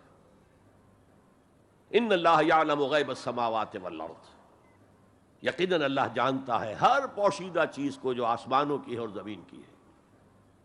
اور یہ غیب کا لفظ ہماری نسبت سے ہے، نوٹ کر لیجئے اسے. اللہ کے لیے کوئی غیب نہیں ہے، سرے سے کوئی غیب. ہر شے اس کے لیے شہود ہے، ہر شے ہر آن اس کی نگاہوں کے سامنے، کوئی شے اس کے لیے غیب نہیں. یہ ریلیٹو ٹرم ہے جو ہمارے لیے غیب ہے۔ واللہ بصیر بما تعملون، اور جو کچھ تم کر رہے ہو اللہ اسے دیکھ رہا ہے۔ اچھا، اب پھر پہلی دو آیات کی طرف آ جائیے۔ اسلام ایمان علیحدہ چیزیں، ایمان کی تعریف یقین قلبی دل میں، اور جہاد فی سبیل اللہ عمل میں۔ گویا کہ ان میں سے کوئی ایک چیز بھی نہیں ہے تو پھر مومن نہیں ہو تم۔ دل میں یقین نہیں تو مومن نہیں، عمل میں جہاد نہیں تو مومن نہیں۔ اب اسی کو دوسرے مقام سے جو میں نے آیات پڑھی تھی، سورہ صف کی آیت نمبر 10-11، یا ایھا الذین آمنوا هل ادلکم علی تجارۃ تنجیکم من عذاب علیم، اے اہل ایمان کیا میں تمہاری رہنمائی کروں اس تجارت کی جانب جو تمہیں جہنم کے عذاب سے بچا دے، نجات دے دے۔ سوال یہ انداز، یہ قرآن کا بھی انداز ہے، حضور کا بھی انداز تھا۔ پہلے سوال کیا جائے تاکہ اذہان سوچنے کی طرف آمادہ ہو جائے، تیار ہو جائیں کہ اب آگے کیا بات آ رہی ہے۔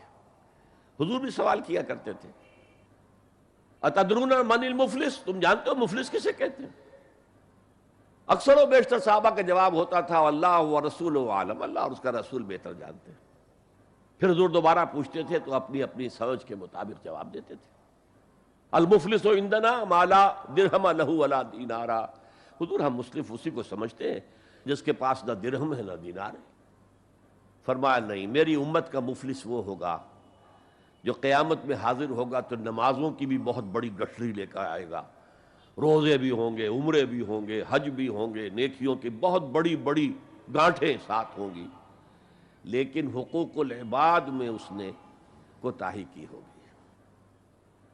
قد اکل مال ھذا، اس شخص کا مال ہڑپ کر لیا ہوگا غلط طریقے سے، بہنوں کا حصہ وراثت میں کھا لیا ہوگا، کسی پر تہمت لگائی ہوگی، کسی کی غیبت کی ہوگی، اور وہ سارے دعوے دار جمع ہو جائے، اللہ اس شخص نے میرے ساتھ یہ کیا، اللہ اس شخص نے میرے ساتھ یہ کیا، تو اس کی نیکیاں سب دے دی جائیں گی۔ اچھا بھائی، وہاں کوئی اور کرنسی تو ہے نہیں کہ اتنے ہزار جرمانہ یا اتنا لاکھ جرمانہ، اچھا تم اس کی نمازیں لے جاؤ، تم اس کے روزے لے جاؤ، تم اس کے حج اور عمرے لے جاؤ، خالی ہو گیا، اور دعوے دار اب بھی باقی ہیں، تو ان کے گناہ اب ان کے حساب میں پڑنے شروع ہوں گے، اور وہ ان کے گناہوں کے بوجھ تلے دب کر جہنم میں جھونک دیا جائے۔ یہ مفلس ہے، یہ انداز تھا، یہ قرآن کا بھی انداز ہے اور یہی حضور کا انداز تھا۔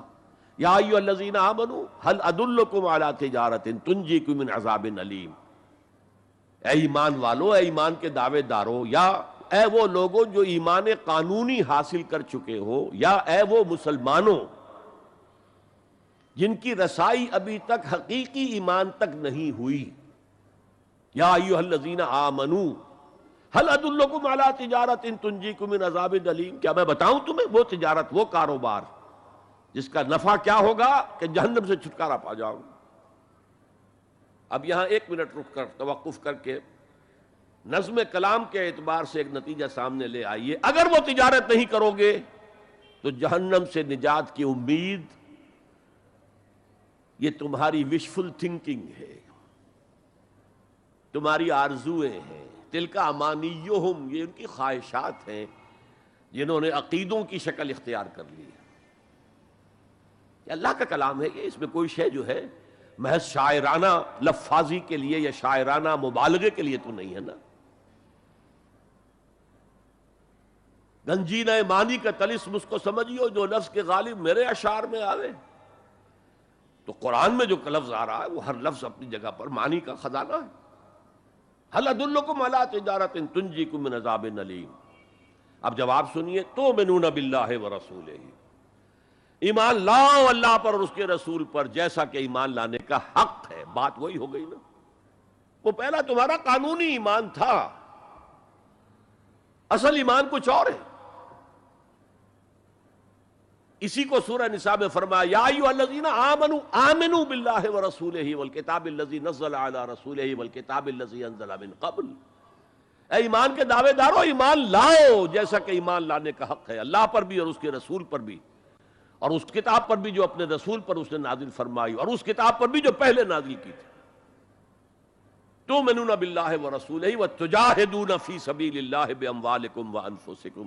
بالکل وہی آیت نمبر 15 بن گئی کہ نہیں سورہ حجرات کی.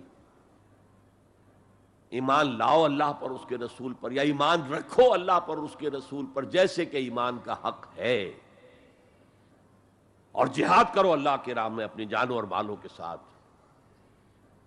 تؤمنون باللہ ورسولہ وتجاہدون فی سبیل اللہ باموالکم وانفسکم ذالکم خیر لکم ان کنتم تعلمون. یہی تمہارے حق میں بہتر ہے اگر تم سمجھو. اگرچہ بظاہر تو گھاٹے کا سودا ہے دنیاوی اعتبار سے، اللہ کی راہ میں جہاد کرنا جان کا اندیشہ ہے، قتال کے لیے نکلنا جان کا، جو اگر بچ کے آ گئے تو ایک نئی زندگی سمجھیے، ورنہ انسان میدان جنگ میں جاتا ہے تو جان ہتھیلی پر رکھ کر جاتا ہے. مال مانگا جا رہا ہے اللہ کی راہ میں، مال دے کر دنیا میں تو بہرحال دولت کی کمی کا احساس ہوتا ہے نا. اگرچہ تمہیں گھاٹے کا سودا نظر آتا ہے، حقیقت میں یہی نفع کا سودا ہے اگر تمہارے پاس علم حقیقی ہے. اب ان دو مقامات سے جو نتیجہ میں نے نکالا، there can be no ایمان without jihad فی سبیل اللہ. There can be no salvation on the day of judgment without jihad فی سبیل اللہ. کس قدر اہم ہے جہاد فی سبیل اللہ کو اب سمجھنا، اس کے تقاضوں کو جاننا، اس کی شرائط کا فہم حاصل کرنا. اس ضمن میں جو دنیا میں آج غلط فہمیاں پھیلی ہوئی ہیں اور زبردستی پھیلائی بھی جا رہی ہیں جان بوجھ کر، اس کا اصل سبب ہم خود ہیں. ہماری بہت بڑی غلطی ہوئی، بہت بڑی غلطی ہوئی، بہت بڑی غلطی ہوئی کہ ہم نے جہاد اور قتال کو ہم مانی قرار دے دیا. یہ بھی جوڑا وہی ہے، عام اور خاص، لیکن جہاد اور قتال یہ ہم مانی نہیں ہیں، سینونیمس نہیں ہیں. اسی لیے میں نے سورہ صفی کی آیت نمبر 4 بھی آپ کو سنائی. اب یہ اس اعتبار سے جہاد اور قتال فی سبیل اللہ پر قرآن مجید کی جامع ترین صورت ہے. کل 14 آیتیں، اس میں جہاد فی سبیل اللہ کا ذکر بھی ہے یہ آیت نمبر 11 کے اندر، اور آیت نمبر 4 میں قتال فی سبیل اللہ کا حکم بھی ہے. ان اللہ یحب الذین یقاتلون فی صفا کانہم بنیان مرصوص. اللہ کو محبوب تو وہ بندے ہیں اس کے جو اس کی راہ میں جنگ کرتے ہیں صفیں باندھ کر گویا کہ سیسا پلائی ہوئی دیوار ہے. قتال فی سبیل اللہ، جہاد فی سبیل اللہ، دو اصطلاحات ہیں، ان کا مفہوم بالکل ایک تو نہیں ہو سکتا. ہمارے ہاں ان دونوں کو مترادف قرار دے دیا. اس کے نتائج کیا نکلے؟ قتال ہر وقت تو ہوتا ہی نہیں، لہذا جہاد ثانوی شے ہو گیا، اس کی اہمیت ہی نہیں رہی. وہ جو بیک برنر کی جگہ ہوتی ہے وہاں رکھ دیا گیا. بعض لوگوں نے ایک اور غلطی کی اس کے برعکس، جہاد کی اہمیت کے پیش نظر انہوں نے اسے ارکان اسلام میں داخل کر دیا. یہ بہت بڑی جسارت ہے، اس لیے کہ متفقون علیہ حدیث حضرت عبداللہ ابن عمر سے میں سنا چکا ہوں 5 ارکان اسلام کے، اور حدیث جبرائیل میں اسلام کی ڈیفینیشن وہی 5 چیزیں. چھٹی چیز داخل کرنے کا کسی کو حق نہیں. ارکان اسلام میں جہاد فی سبیل اللہ شامل ہے، ارکان ایمان میں شامل ہے. There can be no ایمان without جہاد فی سبیل اللہ, and there can be no salvation. نجات کا کوئی امکان نہیں ہے اگر جہاد فی سبیل اللہ نہیں. ہم نے مترادف بنا کر ایک طرف تو سیکنڈری حیثیت دے دی اس کو, اور اس سے ستم بالائے ستم مسلمان جنگ کرے وہ جہاد فی سبیل اللہ ہے. مسلمان بادشاہ ہے, زانی ہے, شرابی ہے, بدماش ہے, عیاش ہے, اور وہ صرف کسی اپنے پڑوسی غیر مسلم ملک پر حملہ کر رہا ہے تاکہ اس کی ریونیوز بڑھ جائیں, اس کی آمدنی بڑھ جائے, اس کی عیاشیوں کا میں اضافہ ہو جائے, وہ اور زیادہ بڑے محل بنائے, تو اس کی جنگ جہاد فی سبیل اللہ ہوگی. ہم نے بدنام کیا جہاد فی سبیل اللہ. اب غیر مسلم تو یہ سب کچھ دیکھتے ہیں, جہاد کسے کہتے ہیں, اسی کے اعتبار سے پھر مفہوم ان کے سامنے آتا. یہ مغالطہ ہم نے ڈالا, اس کے نتائج آج ہم بھگت رہے ہیں. اب سمجھیے مثبت طور پر جہاد فی سبیل اللہ ہے کیا, اس کے مراحل کیا ہیں. ایک 9 سٹوریڈ بلڈنگ کا آپ تصور کریں گے جس کی اس نویں منزل پر جا کر قتال آئے گا، اس سے پہلے نہیں. لیکن اس سے بھی پہلے لفظی معنی کیا ہے جہاد کے؟ جہاد کا لفظ بنا جوہد سے. جوہد کے معنی کوشش، جد و جہد اردو میں عام بولتے ہیں، اور آج کے عنوان میں بھی جد و جہد ہی کا لفظ استعمال ہوا ہے. لیکن جیسا کہ میں نے کہا تھا، مختلف ابواب میں آنے سے معنی بدلتے ہیں. جہاد یا مجاہدہ، جوہد یک طرفہ ہے، کوشش، کسی کام کے لیے آپ کوشش کر رہے ہیں. To exert yourself for something, for some objective. لیکن جہاد یا مجاہدہ بنے گا جبکہ دو افراد ایک دوسرے کے مقابلے میں آ کر کوشش کر رہے ہیں، رسا کشی ہو رہی ہے. لہذا کوشش اور کشاکش، اس میں جو فرق ہے، رسا کشی، ایک ٹیم ادھر ہے ایک ادھر ہے، وہ رسے کو ادھر کھینچ رہی ہے وہ ادھر کھینچ رہی ہے، تو یہ دو طرفہ عمل ہے جہاد یا مجاہدہ. اسی طریقے سے قتل اور مقاتلہ یا قتال، کوئی شخص جا رہا تھا آپ نے شوٹ کر دیا، یہ قتل ہے، یک طرفہ عمل ہے. دو فوجیں آمنے سامنے ہیں، یہ ان کو قتل کرنا چاہتے ہیں وہ ان کو قتل کرنا چاہتے ہیں، یہ قتال ہے، یہ جنگ ہے. یا مقاتلہ ہے، دونوں مصدر ہیں یہ، جوہد، کوشش. اچھا انگریزی میں آپ کیا کہیں گے؟ To strive for something, کسی چیز کے لیے کوشش کرنا. اور جہاد کیا ہوگا؟ To struggle against something, وہ اگینسٹ ہوگا، اسٹرگل، محنت. اس فرق کو ذہن میں رکھیے. جوہد کوشش، ٹو اسٹرائیو کوشش کرنا. جہاد کشاکش، کھینچ تان. یہاں جوہد جوہد کے مقابلے میں آ جائے، وہ اس کو ناکام کرنے کی کوشش کرے، یہ اس کو ناکام کرنے کی کوشش کرے. ایک ویکنسی ڈکلیئر ہوئی ہے، اب آپ پورا زور لگا رہے ہیں، جو سفارش ہو سکے، جو کچھ ہو سکے کسی طریقے سے مجھے ملے. ایک اور شخص بھی زور لگا رہا ہے، یہ آپ کا جہاد ہو رہا ہے. اور قتل یک طرفہ عمل ہے، قتال جنگ ہے، دو طرفہ. اب دیکھیے یہ جو جہاد ہے یہ اس کائنات کی سب سے بڑی حقیقت ہے. Every living organism on this planet is continuously in jihad. آپ خود کہتے ہیں struggle for existence، مقابلہ نہیں ہوتا اس میں. کاروبار میں مقابلہ ہو رہا ہے، ملازمتوں میں مقابلہ ہو رہا ہے، مقابلوں کے امتحان ہو رہے ہیں. حیوانات جرثومے چھوٹے چھوٹے سے struggle for existence. اسے جہاد زندگانی کہیں گے آپ، جہاد زندگی. Every living creature, every living organism is engaged in continuous jihad, struggle for existence. اس کو جہاد زندگانی کا لفظ دیا اقبال نے. یقین محکم عمل پہم محبت فاتح عالم، جہاد زندگانی میں ہے یہ مردوں کی شمشیریں. اچھا مسلمان بھی جب یہ کام کرتا ہے، جہد للبقاء، اسٹرگل فار ایگزسٹنس، اگر وہ شریعت کے احکام کے مطابق کر رہا ہے تو یہ عبادت ہے. اگر حرام ذریعے استعمال کر رہا ہے، غلط ذریعے استعمال کر رہا ہے، دھوکہ دے رہا ہے، جھوٹی قسمیں کھا رہا ہے، تو یہ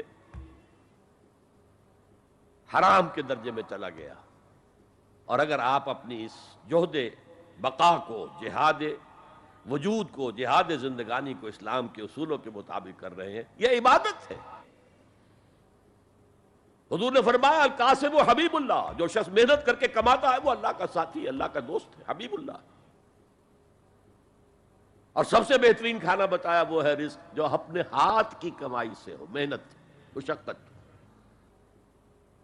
بہرحال یہ جہاد کا ایک آغاز ہے. میں نے کہا تھا یہ یونیورسل فینومینن ہے، یونیورسل، اس کائنات کی سب سے بڑی حقیقت یہی ہے. اس سے اوپر اٹھیے، انسانی سطح پر سب سے بڑا جہاد اپنے حقوق کا حصول، the freedom struggle. the struggle for self determination. کوئی قوم آ کر آپ پر حاکم ہو گئی، اس سے نجات حاصل کرنا، یہ جہاد فی سبیل الحریت. فی سبیل کسے کہتے ہیں؟ For the cause of, in the cause of. جہاد فی سبیل الحریت جائز ہے، سب کریں گے، سب کی آزادی حق ہے، کسی کو غلام بنا کر رکھنے کا کسی کو اختیار نہیں ہے. تو struggle for freedom it's a universal phenomenon. اور مسلمان بھی اگر کرے گا اور اللہ کی حدود کے اندر رہ کر کرے گا تو وہ بھی اللہ کے ہاں وہ اجر و ثواب کا مستحق ہوگا، بلکہ اگر جان دے دے گا شہید شمار ہوگا.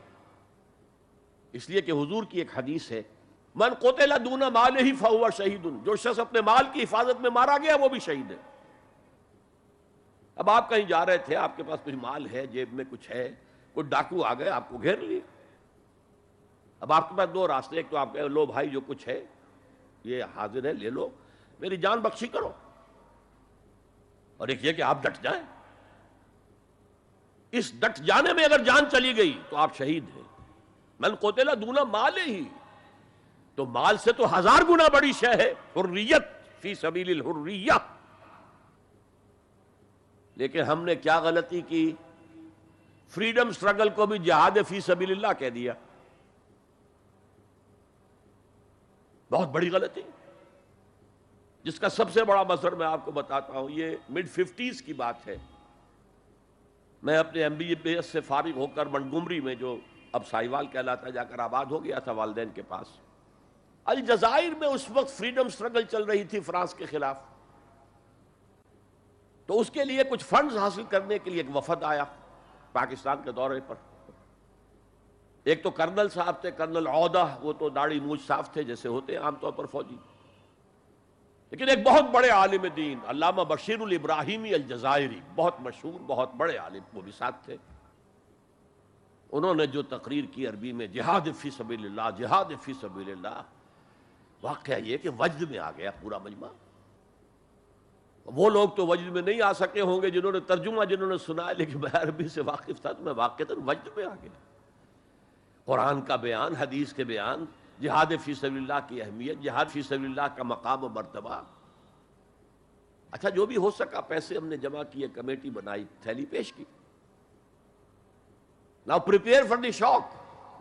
جب یہ جہاد کامیاب ہوا تو ایک سوشلسٹ ریاست قائم ہو گئی.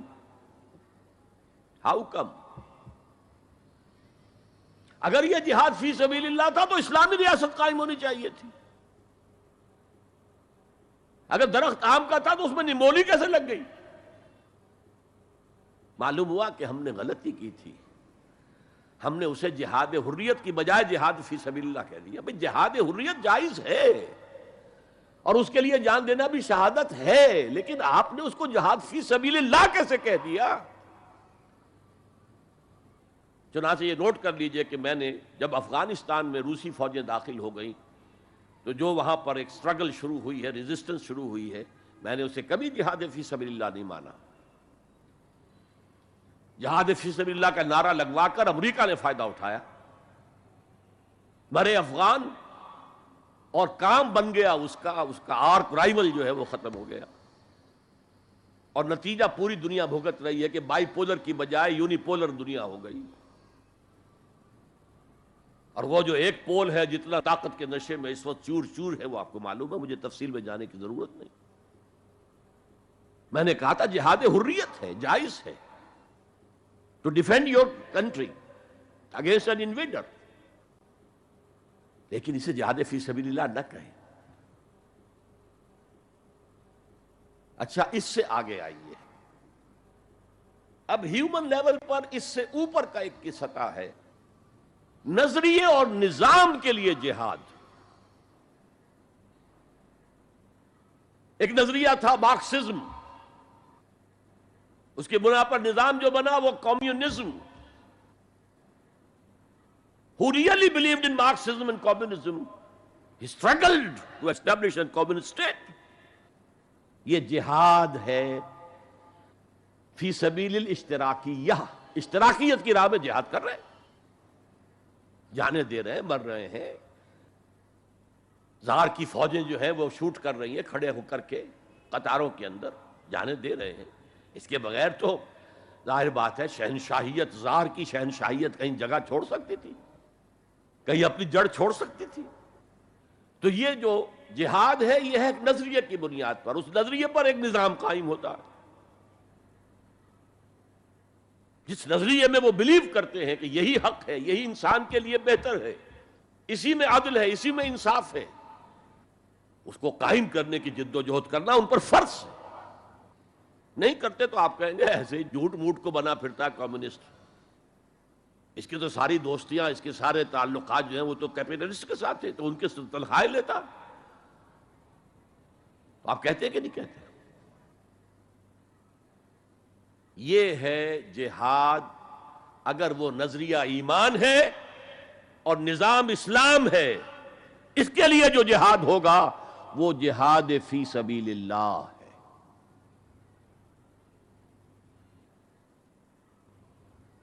کسی اور مقصد کے لیے یہ جہاد کو آپ جہاد فی سبیل اللہ نہیں کہہ سکتے۔ آپ ڈیموکریسی کے قیام کے لیے کسی بادشاہت کو ختم کر کے ڈیموکریسی کا نظام قائم کرنا چاہتے ہیں، جہاد ہے، جہاد فی سبیل الدیمقراطیہ، جہاد for the cause of democracy, جہاد فار دی کاز آف اشتراکیت۔ اسی معنی میں قرآن مشرکین مکہ کو بھی مجاہد قرار دیتا تھا، وہ تھے مجاہدین فی سبیل الشرک، جانیں نہیں دے رہے تھے کیا؟ قربانیاں نہیں دے رہے تھے؟ وہ اپنے عقیدے کے لیے، اپنے نظریے کے لیے، اپنے نظام کے لیے وہ جانے دے رہے تھے۔ تو یہ ہے جہاد نظریے اور نظام کے لیے۔ پھر میں تیسری مرتبہ دوہرا رہا ہوں، اگر وہ نظریہ ایمان ہے اور نظام اسلام کا ہے، قائم کرنا پیش نظر ہے، تو وہ ہے جہاد فی سبیل اللہ۔ اب اس کے 3 لیولز ہیں، اور ہر لیول پر 3 سب لیولز ہیں۔ سب سے پہلا جہاد فی سبیل اللہ کا مرحلہ ہے کہ ایمان دل میں آ گیا تو ایک کشاکش اندر شروع ہو جائے گی۔ میں اگر فرائیڈ کی اصطلاح استعمال کروں تو ایگو اور ایڈ یا لبیڈو میں تصادم ہوگا۔ آپ کے نفس کی خواہش کچھ اور ہے، ایمان کہتا ہے غلط۔ کشاکش ہوگی کہ نہیں؟ یہ اندرونی جہاد ہے اپنے نفس کے خلاف۔ جیسے فرعون نے کہا تھا الیس لی ملک مصر وہذہ الانہار تجری من تحتی، کیا میں بادشاہ نہیں ہوں مصر کا؟ مصر کی حکومت میری نہیں ہے؟ اور کیا یہ ساری نہریں جو ہیں میرے نظام کے تحت نہیں چل رہی؟ اسی طرح برا نہ مانیے، ہمارا نفس کہتا ہے یہ جسم میرا ہے، میری ملکیت ہے، اٹس مائی ڈومین، میری خواہش پوری کرنی ہوگی۔ جیسے اس نے کہا میں نہیں جانتا کوئی خدا ہے میرے سوا اور میرے اوپر، میں نہیں مانتا۔ نفس بھی کہتا میں نہیں ماننے کو تیار، کیا حلال ہے کیا حرام ہے، کیا جائز ہے کیا ناجائز، میری خواہش پوری کرو۔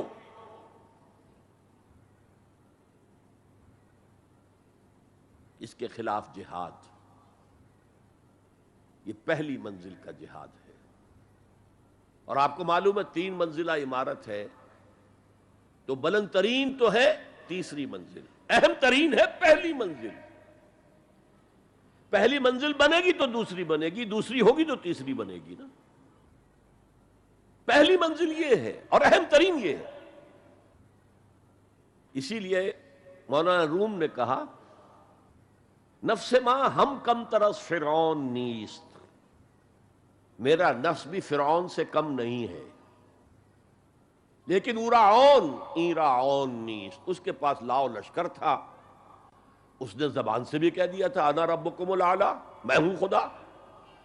میرا نفس بیچارہ اس کے پاس کوئی لاؤ لشکر نہیں، زبان سے تو یہ کچھ نہیں کہتا، اندر یہی کہتا میں بادشاہ ہوں اس وجود کا، میری مرضی پوری ہو۔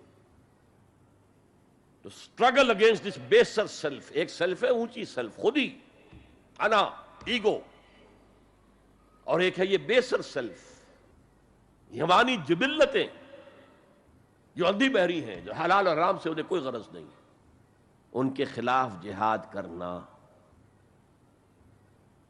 آپ نے فرمایا صلی اللہ علیہ وسلم، المجاہد من جاہد نفسہ، اصل مجاہد وہ ہے جو اپنے نفس کے خلاف جہاد کر سکے۔ تمہارے اندر یہ دشمن تو بیٹھا ہوا ہے، تکڑا ہے، تمہیں کنٹرول کر رہا، چلے آؤ باہر کے دشمنوں سے جہاد کرنے کے لیے۔ تم نے ٹانگے کو گھوڑے کے آگے باندھ دیا۔ اور ایک دفعہ حضور سے پوچھا گیا، ای الجہاد افضل یا رسول اللہ، اے اللہ کے رسول سب سے افضل جہاد کون سا ہے؟ فرمایا ان تجاہد نفسک فی طاعت اللہ، اپنے نفس کے خلاف جہاد کرو، اسے اللہ کا مطیع کرو۔ یہ جو اندر کی کشمکش ہے، کشاکش ہے، یہ جہاد فی سبیل اللہ کا نقطہ آغاز، اللہ کا مطیع بنانا ہے نفس کو۔ اس کے ساتھ دو سب لیول اور ہیں۔ اس نفس کو بھڑکانے والی ایک قوت ہے انویزیبل، اور ویزیبل بھی ہے۔ انویزیبل قوت سب سے بڑی ابلیس، شیطان لعین، اور اس کے چیلے چانٹے جنات میں سے، اور ویزیبل میں انسانوں میں جو اس کے ایجنٹ ہیں، جو فحاشی کو کلچر کا نام دے، یہ اس ابلیس کے چیلے ہیں۔ ان کے خلاف جہاد نہیں کریں گے آپ، اگر آپ ان کے خلاف ایگریسو ایٹیٹیوڈ اختیار نہیں کریں گے تو آپ ان کے دباؤ میں آ جائیں گے۔ ان الشیطان لکم عدوا فاتخذوہ عدوا، اے لوگوں یہ شیطان تمہارا دشمن ہے، اس کو اپنا دشمن سمجھو۔ وہ تمہیں سبز باغ دکھاتا ہے، بدی کو مزین کر کے دکھاتا ہے، اچھے اچھے نام اس کے رکھ دیتا ہے، اور تمہیں آمادہ کرتا ہے بدی کے ارتکاب پر۔ نہیں، وہ تمہارا دشمن ہے۔ افتتخذونہ وذریتہ اولیاء من دونی، تم مجھے چھوڑ کر اسے اور اس کے چیلے چانٹوں کو تم اپنا دوست بناتے ہو۔ نہیں، شیطان کے خلاف جنگ کرو۔ اور تیسرا اس پر سب لیول کیا ہے؟ معاشرہ اگر بگڑا ہوا ہے، اس کا عمومی رجحان برائی کی طرف ہے، تو سوشل پریشرز آپ کو ادھر دھکیلتے ہیں۔ جیسے کہ اگر کوئی موب جا رہا ہے تو اس کے ساتھ چلنا تو بہت آسان ہے، وہ خود ہی آپ کو دھکیلتا ہوا لے جائے گا۔ اس کے خلاف چلنا بہت مشکل کہا۔ ہو سکتا ہے آپ بڑی زور لگا کے 4 قدم آگے بڑھیں، پھر کو ریلا آئے 10 قدم پیچھے لے جائے۔ تب دو ہی راستے ہیں، زمانہ بات و سازت تو بعد زمانہ بے ساز، یا تو پیسو معاملہ ہے، زمانہ تمہارے ساتھ سازگاری نہیں کرتا، چھوڑو تم زمانے کے ساتھ سازگاری اختیار کر لو، چلو تم ادھر کو ہوا ہو جدھر کی۔ ایک یہ ہے کہ نہیں، زمانہ بات و سازت تو بعد زمانہ ستیس، زمانہ اگر تمہارے ساتھ سازگاری نہیں کر رہا تو زمانے سے جنگ کرو، لڑو، ریزسٹ کرو۔ تو 3 جہاد ہو گئے فرسٹ لیول کے، 3 سب لیولز۔ نفس امارہ، اڈ، لیبیڈو، نفس حیوانی کے خلاف جہاد، اس کو بھڑکانے والے، وسوسہ اندازی کرنے والے، اس میں پھونکے مارنے والے، شیطان اور اس کی ذریت مانوی اور ذریت نسلی، جنات اور انسانوں میں جو اس کے ایجنٹ ہیں، ان کے خلاف جہاد، معاشرے کے خلاف ایک اسٹرگل۔ اب یہ 3 جہاد آپ نے کر لیے، اللہ توفیق دے ہم میں سے ہر ایک کو، تو اب یہ جہاد آپ کے جسم سے باہر نکلے گا، خارج میں آئے گا۔ دوسری منزل ہے نظریاتی تصادم۔ اگر آپ نے ایمان کا نظریہ اختیار کیا ہے تو الحاد کا نظریہ رکھنے والے بھی موجود ہیں۔ آپ نے توحید کے نظریے کو اختیار کیا ہے تو مشرکانہ عقائد رکھنے والے بھی موجود ہیں۔ They are bound to resist۔ اس کے خلاف جہاد کرنا ہوگا، محنت کرنی ہوگی، اپنی بات کو دلائل سے ثابت کرنا ہوگا، اپنی بات کو اچھے انداز میں حسن اسلوب سے لوگوں کے دلوں تک پہنچانا ہوگا۔ ظاہر بات ہے وقت لگے گا، جان کھپے گی، اور اگر آپ انتہائی سنسیئر ہیں، یہ آپ کا ایک لائف لانگ اور ہول ٹائم جو ہے آپ کی انگیجمنٹ ہوگی یہ. اینڈ ٹائم از منی. جہاد بالمال، جہاد بالنفس، یہ ہے دعوت و تبلیغ کہہ لیں اسے، اپنے نظریات کو پھیلانا کہہ لیں. آخر مارکسسٹ نے اپنے نظریات کو پھیلایا پہلے پیور فلسفی کی سطح پر، ٹاپ انٹلیکچوئلز کو دنیا کے انہیں پوزیس کیا. اس کے بعد ادب کے ذریعے سے، ڈراموں کے ذریعے سے، شاعری کے ذریعے سے، افسانوں کے ذریعے سے وہ فکر جو تھا، طبقاتی شعور، کلاس کانشسنس کا شعور پیدا کیا. اور ہوتے ہوتے یہاں تک کہ ریڑی والے کے زبان پر بھی لفظ آ گیا استحصال. اتنا ثقیل عربی لفظ، استحصال کر رہے ہیں. یہ سارا کام یوں ہی تو نہیں ہو گیا. کتنے ادیبوں نے، کتنے ڈرامہ نویسوں نے، کتنے شاعروں نے اس فلسفے کو پھیلایا ہوگا. اچھا، اس کے بھی 3 سب لیولز ہیں. ہر انسانی معاشرہ 3 سطح کے لوگوں پر مشتمل ہے.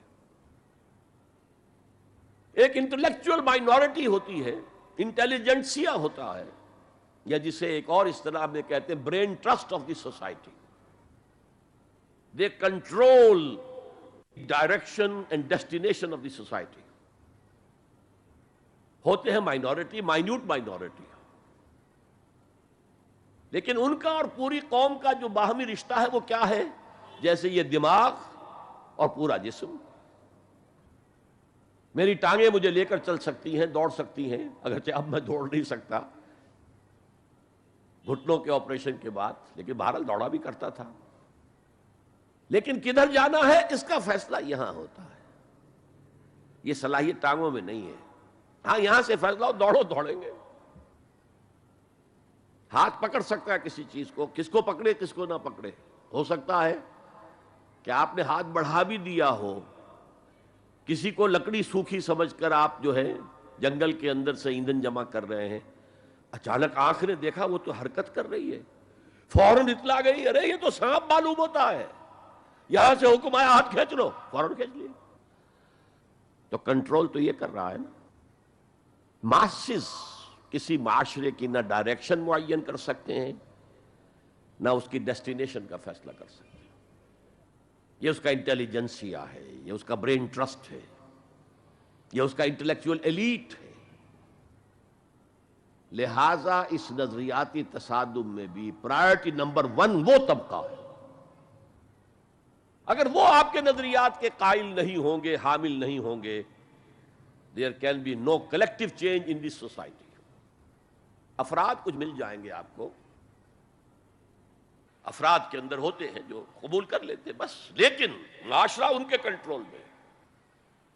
اور اس سطح کے لوگوں کو دعوت دینا، تبلیغ کرنا آسان کام نہیں. آپ کو دلیل سے بات کرنی ہوگی، آپ کو ان کے نظریات کا تجزیہ کرنا ہوگا، اس میں کتنا حصہ غلط ہے، کتنا صحیح ہے.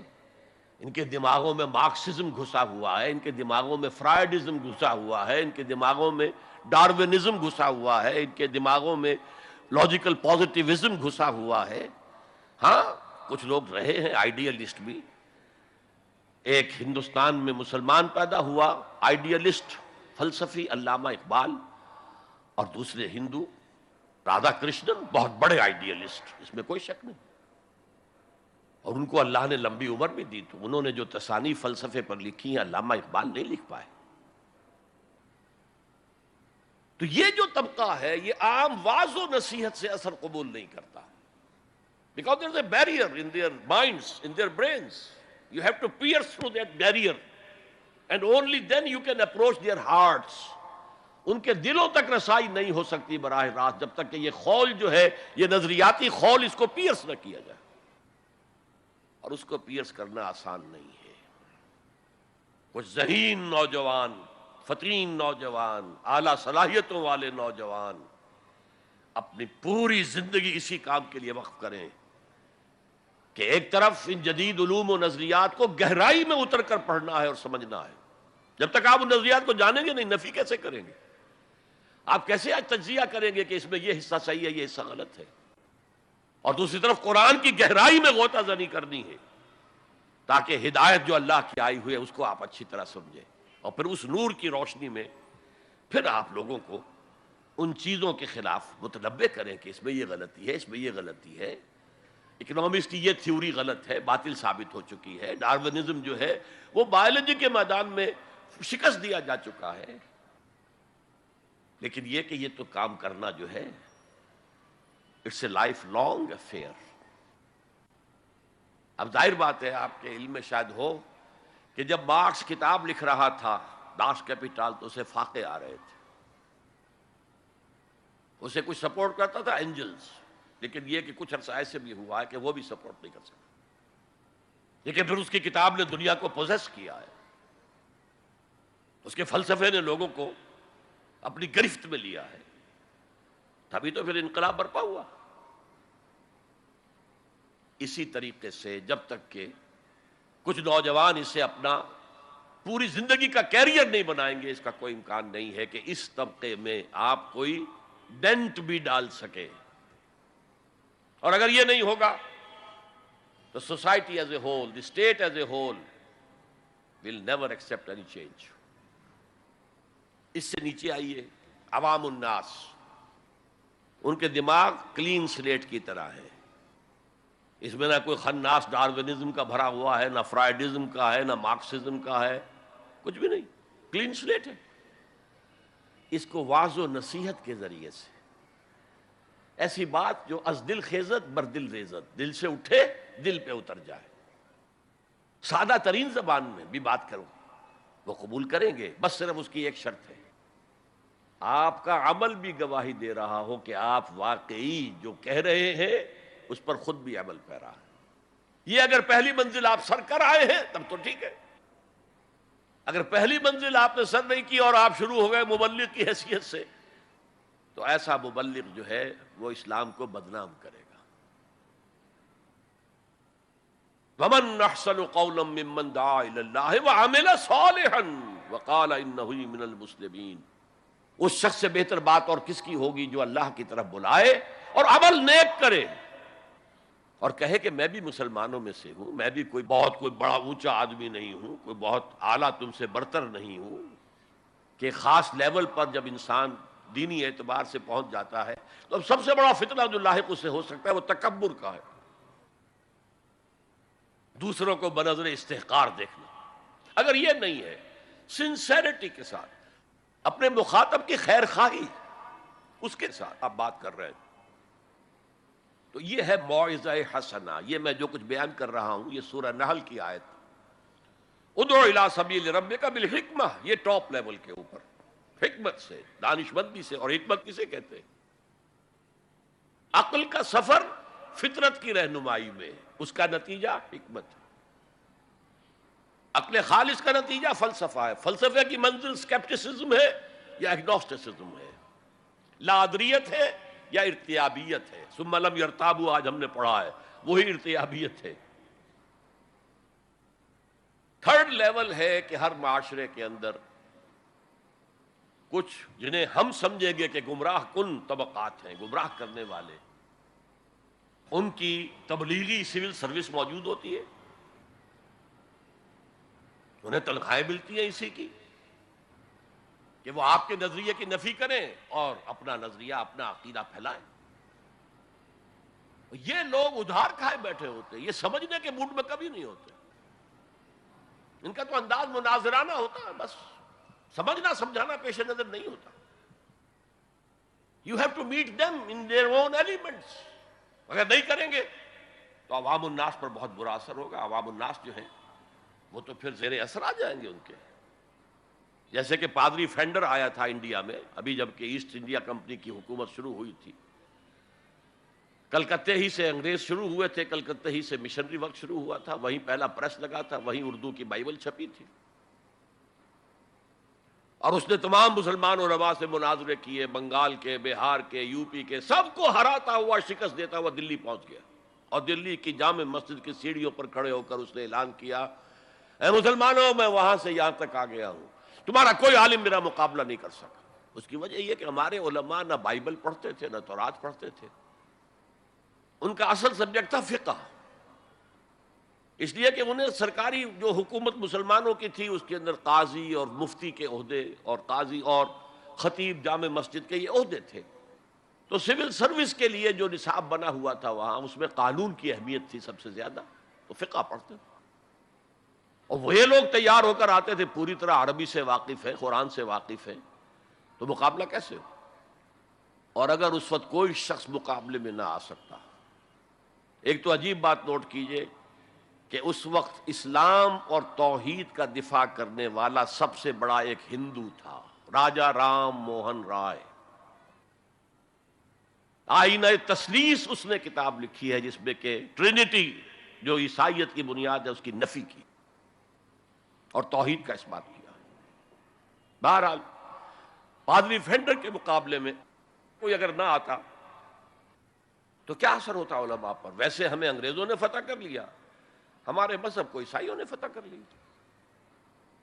لیکن اللہ کا فضل ہوا، کرم ہوا، ضلع مظفر نگر کا ایک قصبہ کیرانہ ہے، مولانا رحمت اللہ کیرانوی رحمت اللہ علیہ، وہ میدان میں آئے، انہوں نے شکست فاش دی، فینڈر کو بھاگ گیا ہندوستان سے۔ تو یہ جدال اس کو قرآن کہتا ہے، مناظرہ نہیں، عام لفظ استعمال ہوتا ہے مناظرہ، قرآن کہتا ہے مجادلہ، لیکن اس کے لیے بھی کیا کہتا ہے؟ جدال بھی کرو تو خوبصورت طریقے سے، گالم گلوچ نہ کرو، لوگوں کی توہین نہ کرو، ان کے جھوٹے معبود ہیں تو انہیں گالیاں مت دو، شریفانہ انداز میں بات کرو۔ یہ تین لیولز دعوت، ظاہر بات ہے کہ اس طرح کے مناظرے کے لیے بھی اسپیشل ٹریننگ کی ضرورت ہوتی ہے۔ اگر آپ ان مذاہب کی گہرائی میں نہیں اترے ہوئے، ان کی تاریخ کی جو ہے پورا پس منظر آپ کو معلوم نہیں، ان کے اسکرپچرز کو آپ نے نہیں پڑھا ہے، تو آپ کیسے کریں گے مناظرہ؟ تو یہ تین سب لیولز ہیں دعوت و تبلیغ کے، جہاد کے، جس میں جان بھی لگتی ہے، مال بھی لگتا ہے۔ ایک ادعو الی سبیل ربک بالحکمہ for the elite, intellectual elite, والموعظۃ الحسنہ فار دی کامن ماسز، وجادلہم باللتی احسن، اور جدال اور مجادلہ کرو ان کے ساتھ، لیکن بہت عمدہ طریقے سے، خوش اسلوبی سے، اس میں تہذیب ہونی چاہیے، شائستگی ہونی چاہیے، اگر وہ کہیں اس سے نیچے گر رہے تو مت گرنا۔ 2 لیولز اور 6 سب لیول ہو گئے، اب آئیے اس کا چوٹی کا جہاد ہے نظام کو بدلنا۔ مارکسزم کو مانا ہے تو فرض ہے کہ کمیونزم نافذ کرو، یہ سخت ترین مرحلہ ہے، اس لیے کہ ظاہر بات ہے کہ خلا تو کہیں ہے نہیں، کوئی نہ کوئی نظام تو ہے، وہ نظام اپنے آپ کو ڈیفینڈ کرتا ہے، وہ سٹیٹس کو وہ چاہتا ہے، اس کے ساتھ جو پریولیج کلاسز ہیں وہ چاہیں گی نظام یہی رہے، اسی کی شاخوں پر تو ہمارے آشیانے بنے ہوئے ہیں، ہمارے گھونسلے، ہمارے مفادات پر زد پڑ رہی ہے۔ Gird up your loins, resist them. یہ معاملہ ہے جس میں تصادم آتا ہے، نظام تصادم کے بغیر نہیں بدل سکتا۔ دعوت کے ذریعے آپ سلیم الفطرت، سلیم العقل لوگوں کو کھینچ لیں گے، لیکن لاتوں کے بھوت باتوں سے نہیں مانتے، جن کے ویسٹڈ انٹرسٹ ہے وہ نہیں چھوڑیں گے۔ ان میں سے بھی ہو سکتا ہے نکل آئے، ابو بکر صدیق انہی میں سے تھے، عثمان غنی انہی میں سے تھے، لیکن نکل آتے، لوگ نکل آتے، لیکن اکثریت ان کی وہ ڈٹ جاتی ہے۔ گرڈ اپ یور لائنز، اپنے مفادات کا تحفظ کرو، بچاؤ اپنے مفادات کو۔ تو تصادم بیکمز انیویٹیبل، انیویٹیبل، انیویٹیبل۔ اس تصادم کی بھی 3 سٹیجز ہیں، وہی میں نے کہا تھا نا، 3 سب سٹیجز ہر سٹیج پر۔ پہلی یہ ہے جسے پیسو ریزسٹنس کہا جائے گا۔ ظاہر بات ہے کہ کانفلکٹ تو انقلابی لوگوں نے پیدا کیا ہے نا، معاشرہ تو بس رہا تھا، غلام اپنے قسمت پر شاکر و صابر تھے، غربا کہتے تھے ہماری تقدیر ہی یہ ہے، ٹھیک ہے، اسی لیے تو مارکس نے کہا کہ یہ اوپیم آف دی ماسز ہے مذہب۔ اس نے کانفلکٹ کس نے پیدا کیا؟ جس نے کہا یہ غلط ہے، یہ نظام صحیح نہیں ہے، یہ ریپریسو ہے، یہ ایکسپلائٹیٹو ہے، یہ ڈسکریمنیٹو ہے، اس میں تقسیم دولت کا نظام غلط ہے۔ ایک طرف ارتکاز دولت ہے، دوسری طرف احتیاج ہے، بھوک ہے، مفلسی ہے، قلاشی ہے۔ جو یہ کہتے ہیں تو گویا کہ ایک تالاب پرسکون تھا، اس نے پتھر تو آپ نے مارا نا، اب جو لہریں اٹھیں گی تو be prepared to face the music. چنانچہ مارو ان کو قتل کرو، ان کو جیلوں میں ٹھونس دو، ان کو یہ کرو، ان کو وہ کرو۔ اس سارے معاملے میں پہلی سٹیج ہوگی اس نظریاتی اور نظام کے تصادم میں ٹیک آل پرسیکیوشن وداؤٹ اینی ریٹیلیشن۔ اگر آپ وائلنٹ ہو گئے فرام دی ویری بگننگ تو جو پاور اس وقت ہے موجود، جو نظام ہے اس کو ریپرزینٹ کرنے والی جو حکومت موجود ہے، وہ آپ کو کرش کر کے رکھ دے گی۔ You have to buy time. اور اس کے لیے کیا ہے؟ وہ تمہیں مارے تم جواب نہ دو، وہ گالی دے تم انہیں دعائیں دو، وہ پتھر مارے تم پھول پیش کرو، ادفع باللتی ہی احسن، بہترین انداز میں دفاع کرو۔ اسے کہتے ہیں پیسو ریزسٹنس۔ حضور کی سیرت میں پورے 12 برس یہ حکم تھا، this was the order of the day, no retaliation whatsoever, no raising of hands even in self defence. اور یہ میں آپ کو بتا چکا ہوں، مہاتما گاندھی نے کہا سرحدی گاندھی عبد الغفار خان سے کہ میں نے یہ عدم تشدد جو ہے، تشدد کا جواب تشدد سے نہ دینا، یہ میں نے سیکھا ہے حضرت مسیح سے اور حضرت محمد سے صلی اللہ علیہ وسلم۔ حضرت مسیح کی زندگی پہلی سٹیج ہی پر تک رہی، آگے کی وہ مہم چلی ہی نہیں، اس لیے کہ آپ کو ریسپانس ملا ہی نہیں۔ کہتے ہیں کل 72 آدمی ایمان لائے تھے ان پر، اور ان میں سے بھی 12 تھے جو ان کے مخلص ساتھی تھے، حواریین تھے، ہر وقت ساتھ رہتے تھے، اور ان میں سے بھی ایک وہ تھا جس نے غداری کر کے گرفتار کرایا ہے ان کی اپنی روایت کے مطابق۔ اس کو چھوڑیے، تفصیل میں نہیں جانے کی ضرورت نہیں۔ تو بہرحال اس سے اگلی سٹیج کیسے آتی؟ دعوت وہ دیتے رہے، وعظ کہتے رہے، یہ سب کچھ کرتے رہے، سیکنڈ سٹیج تک رہے، تھرڈ سٹیج تک تو جب تک کہ قوت حاصل نہ ہو you can't proceed. If there's no response, you can't go forward. لیکن یہ کہ حضور کی زندگی میں اگلی سٹیج آ گئی، ساتھی آئے، انہیں مارے کھانی پڑی، دہکتے ہوئے انگاروں پہ لٹایا گیا، جانوروں کی لاشوں کی طرح ان کی گردن کے اندر رسیاں باندھ کر انہیں گھسیٹا گیا گلیوں کے اندر، سب کچھ ہوا ہے، برداشت کیا، انہیں قتل بھی کیا گیا۔ حضرت سمیہ، حضرت یاسر پہلے مقتولین ہیں، میاں بیوی رضی اللہ تعالی عنہما، سب کچھ ہوا ہے، برداشت کرو، اسبرو، صبر کرو۔ اس کا ایک بہت بڑا نتیجہ نکلتا ہے، اس معاشرے میں جو سائلنٹ میجورٹی ہوتی ہے، وہ سائلنٹ میجورٹی سائلنٹ تو ہوتی ہے، ڈمب تو ہے، ڈیف نہیں ہے، بلائنڈ نہیں ہے۔ وہ بلال کی چیخیں تو سن رہی ہے نا، وہ دیکھ رہی ہے کس طرح دہکتے ہوئے انگاروں پر خباب بن الارت کو لٹایا گیا ہے۔ یہ جو سائلنٹ میجورٹی ہوتی ہے، اب یہ سوچتی ہے یہ ان کے اوپر کیوں یہ تشدد آ رہا ہے؟ کیا بلال نے آقا کی کوئی چوری کر لی تھی؟ کہیں خدا نہ خواستہ خاکم بدہن آقا کی بیٹی کی عزت پر ہاتھ ڈال دیا؟ کیا کیا تھا جو یہ آقا جو ہے امیہ ابن خلف یہ کچھ کر رہا ہے اس کے ساتھ؟ اس کے بعد جب انہیں معلوم ہوتا ہے کوئی جرم نہیں ہے، صرف یہ کہتا ہے اللہ ایک ہے، میں اور اس کے ساتھ کسی کو شریک کرنے کو تیار نہیں، اور محمد اللہ کے رسول ہے، بس جرم ہے تو یہ ہے۔ اب اس کا کیا اثر پڑتا ہوگا اس سائلنٹ میجورٹی پہ، اس کا آپ اندازہ کر لیجیے۔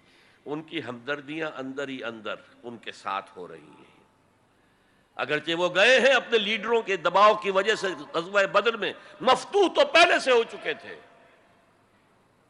جو دلوں کو فتح کر لے وہی فاتح زمانہ۔ بہرحال first stage is passive resistance, صبر محض.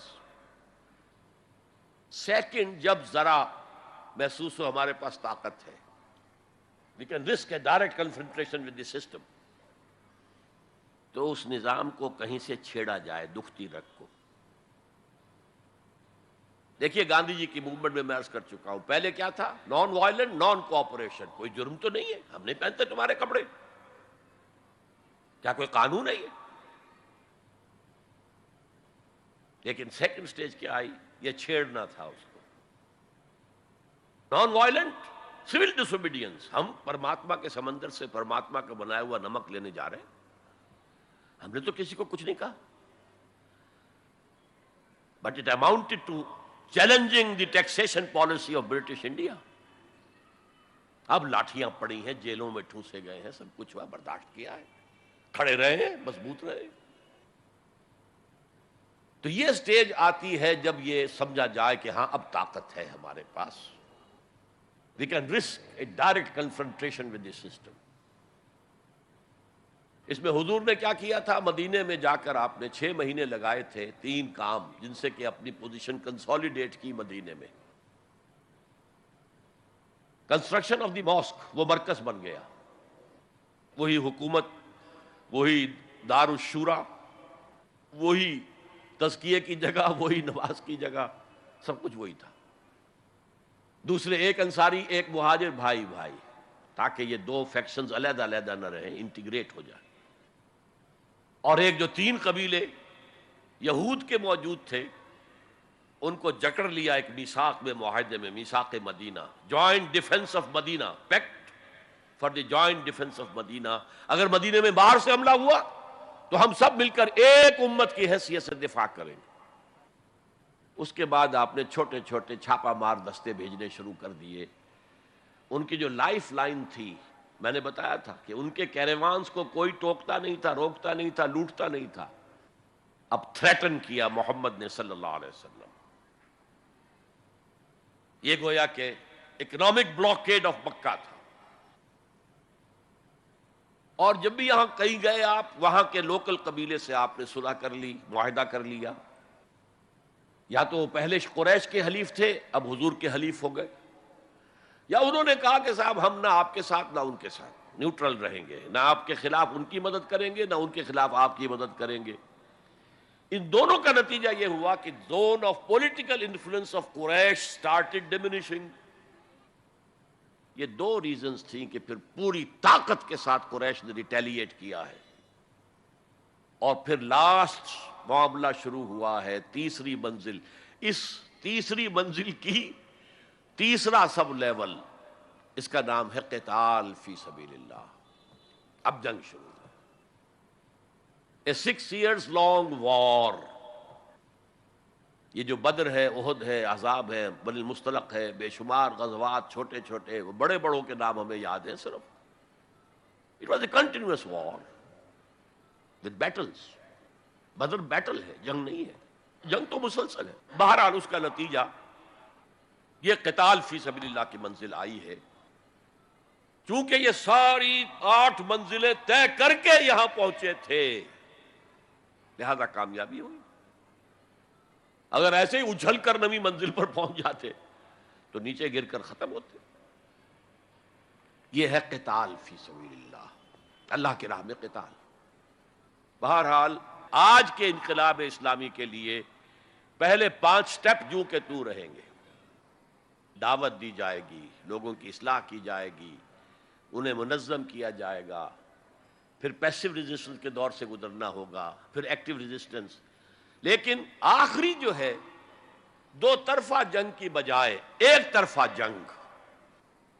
آپ یہ نہ سمجھیے گا میں ہندوستان میں تقریر کر رہا ہوں تو میں گاندھی جی کی تعریف کر رہا ہوں. یہ میری تقریریں کیسٹ پہلے سے موجود ہیں، میں نے ہمیشہ نام لیا ہے کہ آج کے دور میں اس انقلابی عمل کی آخری سٹیج کیا ہوگی. اس کے ضمن میں مہاتما گاندھی کا پروسیس درست ہے. نان وائلنٹ، نان کوآپریشن، ترک موالات، نان وائلنٹ، سول ڈس اوبیڈینس. لیکن یہ سٹیجز کب آئیں؟ جب گاندھی لیڈر بن چکے تھے. ان کا یہ کہہ دینا کافی تھا کہ بدیشی کپڑا ہم نہیں پہنیں گے اور ہم اپنا چرخہ چلائیں گے. پورے ہندوستان میں چرخے چلنے شروع ہو گئے. لیڈر تو پہلے کوئی ہونا. تو یہ اجتہاد جو ہے اس کو آج ہمیں قبول کرنا ہوگا. ہمارے لوگ کچھ دوسرے راستوں پر چلے ہیں جس کی وجہ سے دنیا کو موقع ملا ہے کہ وہ جہاد کے لفظ کو خوب اچھالیں اور بدنام کریں. حالانکہ جہاد کا یہ پروسیس سامنے ہو تو کسی سلیم الفطرت انسان، کسی سلیم العقل انسان کو اس پر اعتراض کا کوئی بھی حق حاصل نہیں ہوگا. بارک اللہ لی ولکم فی القرآن العظیم ونفعنی وإیاکم بالآیات والذکر الحکیم.